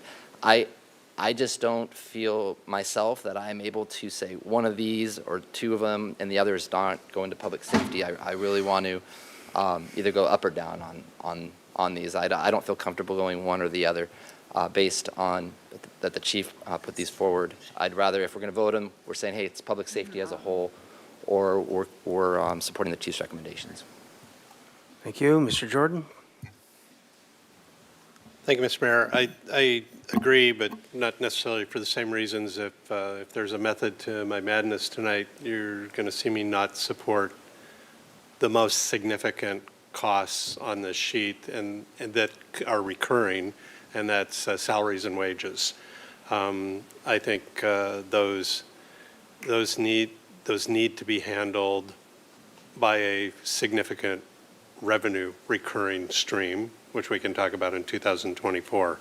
But getting out in front of that with something that burdens you from day one with like half the dollars on this sheet just in 4 positions actually, is actually just too much of a bite back into the reserves for me. Ms. Gutierrez? So I think I don't have a question, I have a comment. And so I feel a little frustrated right now because we literally approved money for Parks and Rec, where we could have gotten some of that money from outside funding, working with the school district. We gave the library a win, and I highly respect the chief's recommendations. She's following the reduction that the city administrator asked for, but I think I'm really talking about the need that I see in my district, and I'm not okay with eliminating officers' positions, and I understand that goes hand in hand with the sergeant position. And yes, I know fire and police, they take a big portion of our general fund, but I don't feel comfortable. Mr. DiMartini, question for you. I was confused because the general fund subsidy for the police budget year over year, that part's not decreasing, is that correct? Mayor Rouse, the general fund subsidy in the police department increases every year because their costs go up every year. So short of them generating more revenue, then Right, it so still requires more general fund we're support. not cutting the police budget, but we, based on their Yeah. expenses, we have had to make some concessions to do this. Chief Gordon, are we decreasing patrol strength with these proposals? This would decrease our specialized units. So some of the. Specialized units? Yes. Could you explain what specialized units mean to the public? Traffic officers, detectives, anything that is outside the patrol resources is where these positions would be. Our community liaisons, we haven't identified exactly which ones it will be because it may change depending on the needs of the community at the time, but those are all these specialized positions. So like the traffic officers, anytime we have a serious accident like the one we had yesterday or 2 days ago on Gutierrez Street, a specialized units would have gone to that rollover incident? Yes, so it's the specialized unit positions that we are proposing that we, within this budget. Okay. And in terms of standing positions, I know the range master is an existing position. Are the rest of them positions that are held currently, or are they open currently?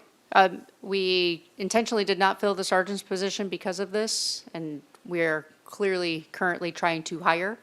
So we are just choosing to keep our patrol strength and not put anyone in those specialized positions, so it's less opportunity for movement into a specialized position. But we still do have openings within the department to hire into, correct? Yes. I know that status quo budgets over the years have always held open for overhiring for PD because we've always had these issues, so. There's no overhire at all within our budget right now. Okay. So this is not taking away overhire positions. We have no overhire positions built into our budget. Okay, all right. So I'll second the motion from Ms. Sneddon, and the motion she made. Okay, so this motion by Sneddon addresses two of the items. Are we doing a second motion for the other ones, or how do you want to handle this? Could we vote on this one first? Yeah, Mr. Mayor, I suggest a vote on the first motion that's on the floor. with the Okay, second. very good. So we have the motion on the restore two officer positions, increase parking enforcement revenue are the two items on the motion. Everybody understand the motion? I have to ask a question. Sorry, I am so sorry, Chief. Does it make sense, because you're the expert, to, let's say, the two officers' position pass, we get it restored. Does it make sense to have two officers and not a sergeant? Since, you're running the ship. I think it's very difficult to separate them, but I will do whatever the council directs in terms of the department. Like I said, those are supervisor positions, and it means that other sergeants then have to do more. And there is a point at which that becomes problematic. But like I said, these recommendations are made in trying to keep with the reductions that we are asked to make in alignment with the financial decisions that need to be made in the difficult positions. So these are the positions that that I've recommended. It's hard to make that separation, but that is how we would accomplish that, is by other sergeants, which is what we've been doing, carry more of the burden. Can you add the sergeant position to your motion? Ms. Sneddon to the motion? I'm happy to support all of these. I'm just not sure if lumping them all together will cost us votes, but I'm not sure people will vote for it either way. So I don't know if a straw poll is in order, or or can we do it move either way. You this can either and do then it- move the You sergeant can do a as a substitute separate. motion Then you and do can a new make- motion, or you can do the one you have on the floor. It's up to you. I would like to move this one and then follow with it. Very good. Okay, the motion's on the floor. This is a motion by Councilmember Sneddon, seconded by Mayor Pro Tem Alejandro Gutierrez, to restore 2 police officer positions and to increase parking enforcement revenue. We'll start the vote.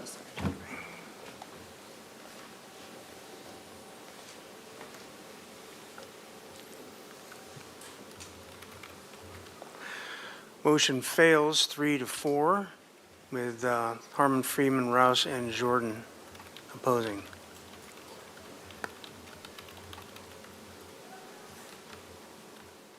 Well, just for the heck of it, I want to move a motion to restore the sergeant position.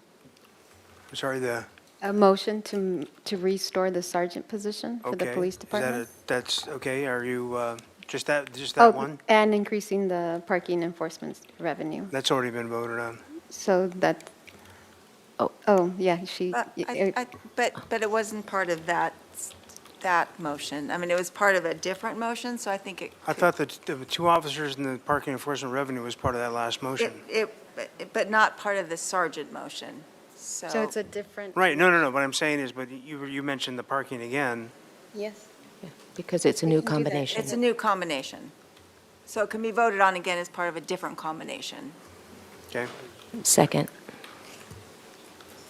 Ms. Harmon? If we want to do just a straw poll so that folks who are making these motions will know where I am, I would only vote to support increasing parking enforcement revenue. All the other items I'll be voting no on.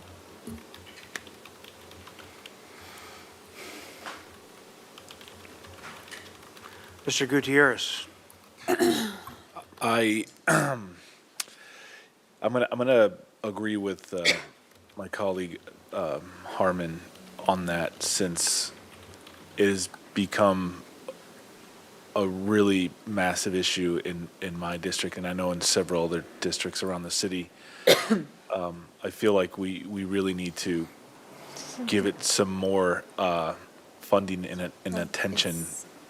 So I will be voting alongside Ms. Harmon. So, Officers don't write these parking tickets, right? They're non-sworn. Hey, this is the time to ask questions. no, I'm coughing. Jesus. My colleagues are asking this question. I We just have, want we have clarity. parking enforcement staff that writes parking citations. Officers can also write parking citations, but it is not their primary duty. So I'm So confused one's on where gonna we're be- at here. I believe there was a motion and a second For, for, read the motion, Council please, members- Madam Clerk?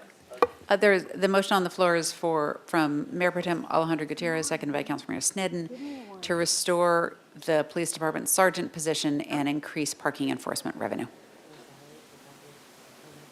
Okay, does everyone understand the motion on the floor? Yeah, May we have the tally, please? I can't do that. Start the vote.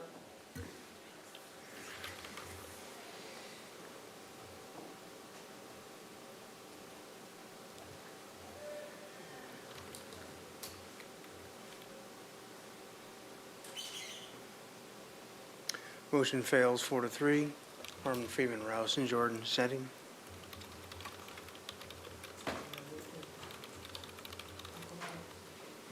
Mr. Mayor, I'll make a motion to increase parking enforcement revenue. Second. Okay, motion by Harmon, second by Sneddon.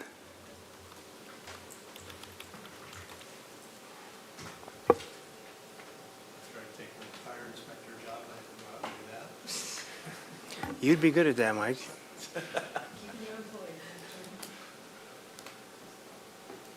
Okay, are we ready for? So this Okay, is only this is- on the parking enforcement revenue. Motion by Harmon, seconded by Councilmember Sneddon, to increase parking enforcement revenue. Go ahead and vote, please.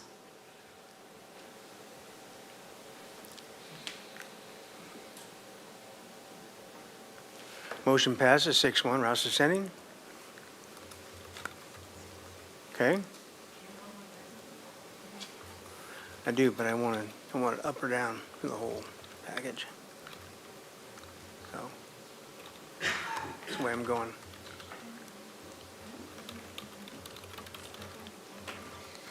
Okay, we have one more. The range master? Anyone? Mr. Gutierrez. Thank you, Mr. Mayor. Chief, remind me, so this position is specific only for the range? We can't have this individual take on another position in the department? This individual, if this position is eliminated, this position, this individual filling this position has been provided the opportunity to take a different position within the department. Okay, thank you. And Chief, our understanding is this is not a sworn individual, is that correct? That's correct.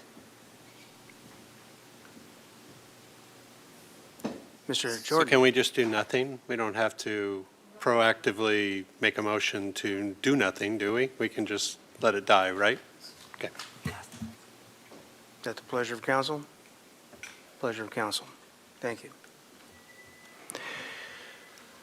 Okay, Public Works.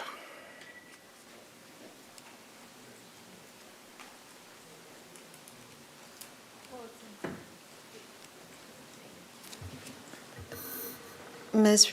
Bjork, since this funding is more of an in-kind, we're not taking any money out of, do we still have to vote, or?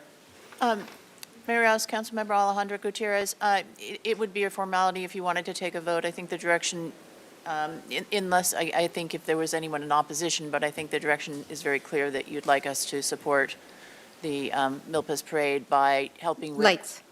Milpas lights. Milpas lights by helping clear the roundabout and possibly provide traffic control while that's happening, and that we will still rely on that entity to actually hang the lights. Yes. Mhm. Oh, make a motion, yeah? I would like to make a motion that Public Works will do an in-kind service for cleanup of the roundabout and, what was that? I'll second. Yeah, okay, there you go. Okay, everybody understand the motion? Madam Clerk? Motion by Mayor Pro Tem Alejandro Gutierrez, seconded by Councilmember Jordan, that Public Works will provide an in-kind service for cleanup of roundabouts in support of the Milpas Christmas event. Lights, Christmas lights. Okay, we'll start the vote.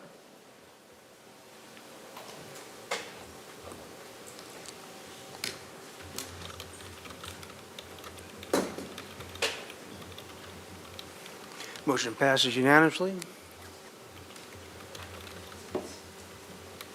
So, Mayor Rouse, we are completed all the actions on this deliberations sheet. We do have actions on the adjustments sheet, so if we can go there next.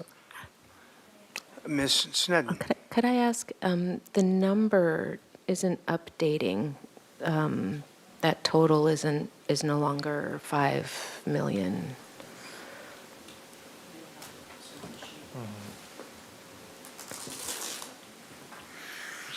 Mayor Rouse, Councilmember Sneddon, I think they'll have to do a recalculation. It looks like they did a net sum, so it'll take us some time to update that, I would guess. Thank you.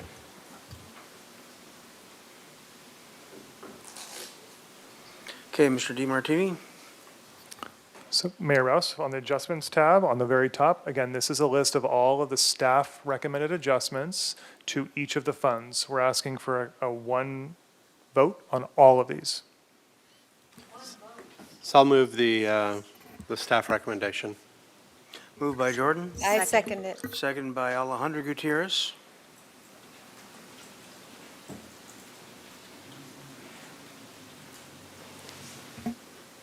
Madam Clerk, This is a motion. further discussion on the motion? Ready, got it? Cool. Motion by Councilmember Jordan, seconded by Alejandro Gutierrez. One moment. For the staff recommendations for staff recommended adjustments. Okay. Go ahead and vote, please.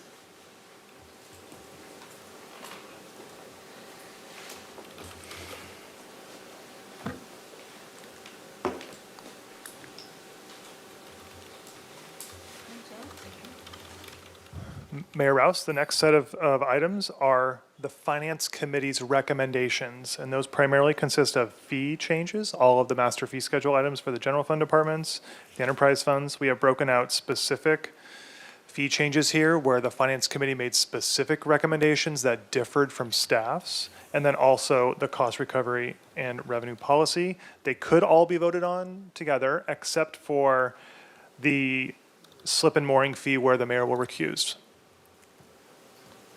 So should we go ahead and take the slip fee first so you guys can do that?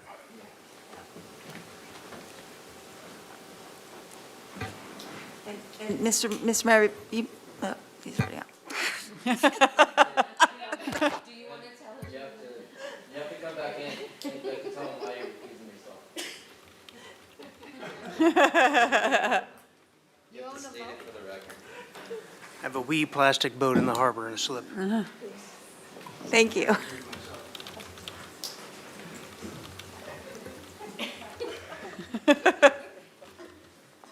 Okay, I'll make the motion for the increase to the slip and mooring fees.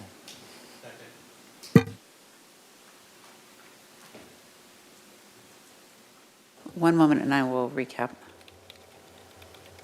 That is a motion by Councilmember Friedman, seconded by Councilmember Jordan, for the waterfront slip and mooring fees as proposed in the recommended fiscal year 2024 budget. Very good. Start the vote.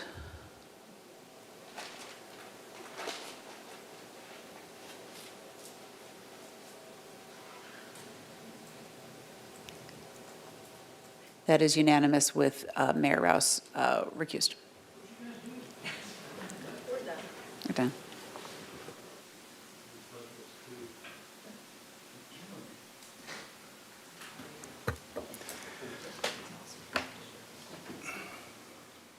Mayor Rouse, if I may, the rest of the items on this section are all those associated with fee changes.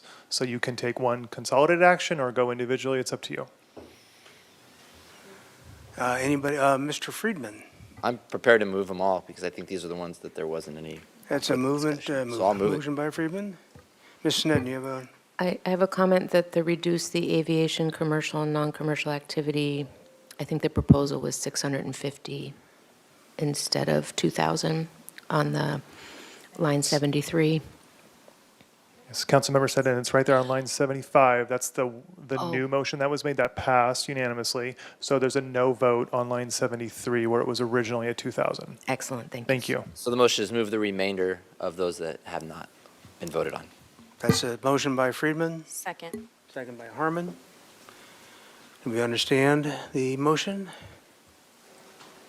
Yes, and I'll read it into the record here. So a motion by Councilmember Friedman, seconded by Councilmember Harmon to approve the other Finance Committee recommendations, including the general fund changes except finance admin fee as proposed in the recommended fiscal year 2024 budget, eliminate the finance administrative fee for utility billing payment plans, enterprise fund fee changes,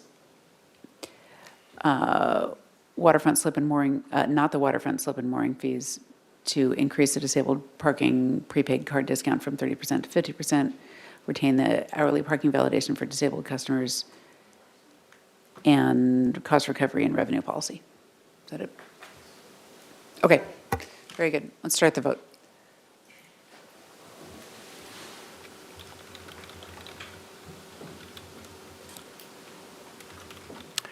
Passes unanimously.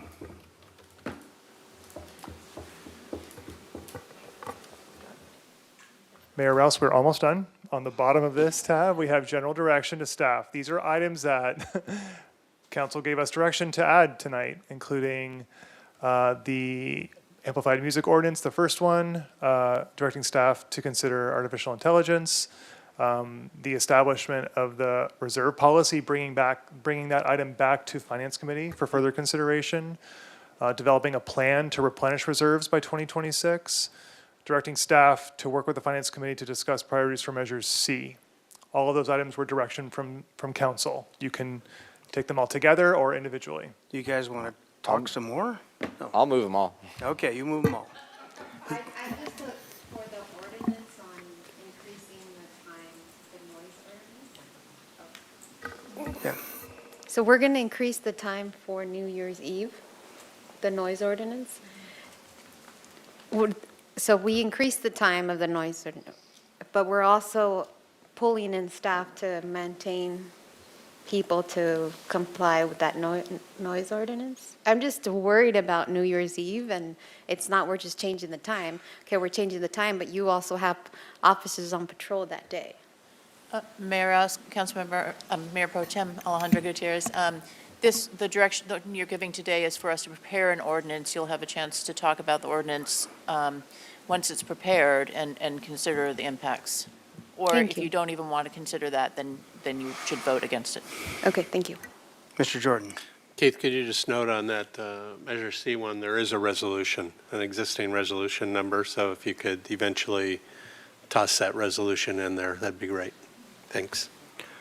Ms. Herman.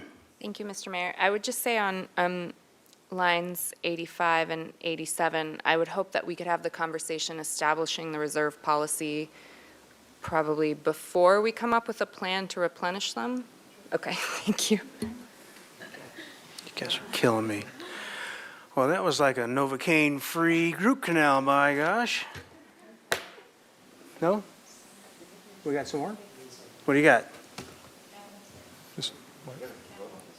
Oh, got to vote on Mr. Mayor, that? are you going to take a vote on that? We need a second. Is there a second on that item? I thought there was. I'm sorry, I thought there was, okay. Second by Councilmember Harmon. Okay, I will read the motion. Motion by Friedman, seconded by Harmon, to direct staff to bring a revised ordinance amending Section 9.16 of the Santa Barbara Municipal Code, modifying the amplified music ordinance on New Year's Eve to the Ordinance Committee. Direct staff to consider how artificial intelligence can improve jobs and opportunities and risks. Direct staff to review Resolution 22-126, establishing policies for reserves with the Finance Committee. As required by Resolution 22-126, establishing policies for reviews. Direct staff to work with the Finance Committee during FY 2024 to develop a plan to replenish reserves by FY 2026, and direct staff to work with Finance Committee to discuss priorities of Measure C funds as regards Resolution, what is 89, the line on 89 say? We don't have the resolution. As regards resolution, okay. Madam Clerk, we don't have the resolution number on hand at the moment, so it's just a placeholder. As regards resolution, very good. Okay, and that's the extent of the motion. We'll take the vote.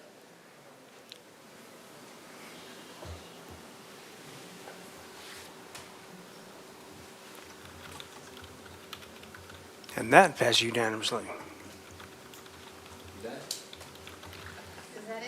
Are you gonna show us the They're just number? Can you show us the number on the deliberation page? Sure, we'll show you the number on the overview tab, where you can see what the revised deficit is of approximately $500,000 in fiscal year '24 and $4.7 million in fiscal year '25. We will confirm all these numbers tonight and tomorrow. You'll get a packet for your regular council meeting on Tuesday requesting your adoption. I appreciate your time tonight. Just to clarify, on the Measure C tab, that was just there for information purposes only. It's the list of projects that are proposed funded through Measure C. Thank you very much. Adjourn, Mr. Mayor? Adjourn the meeting. Adjourn the meeting, please. Mr. Mayor.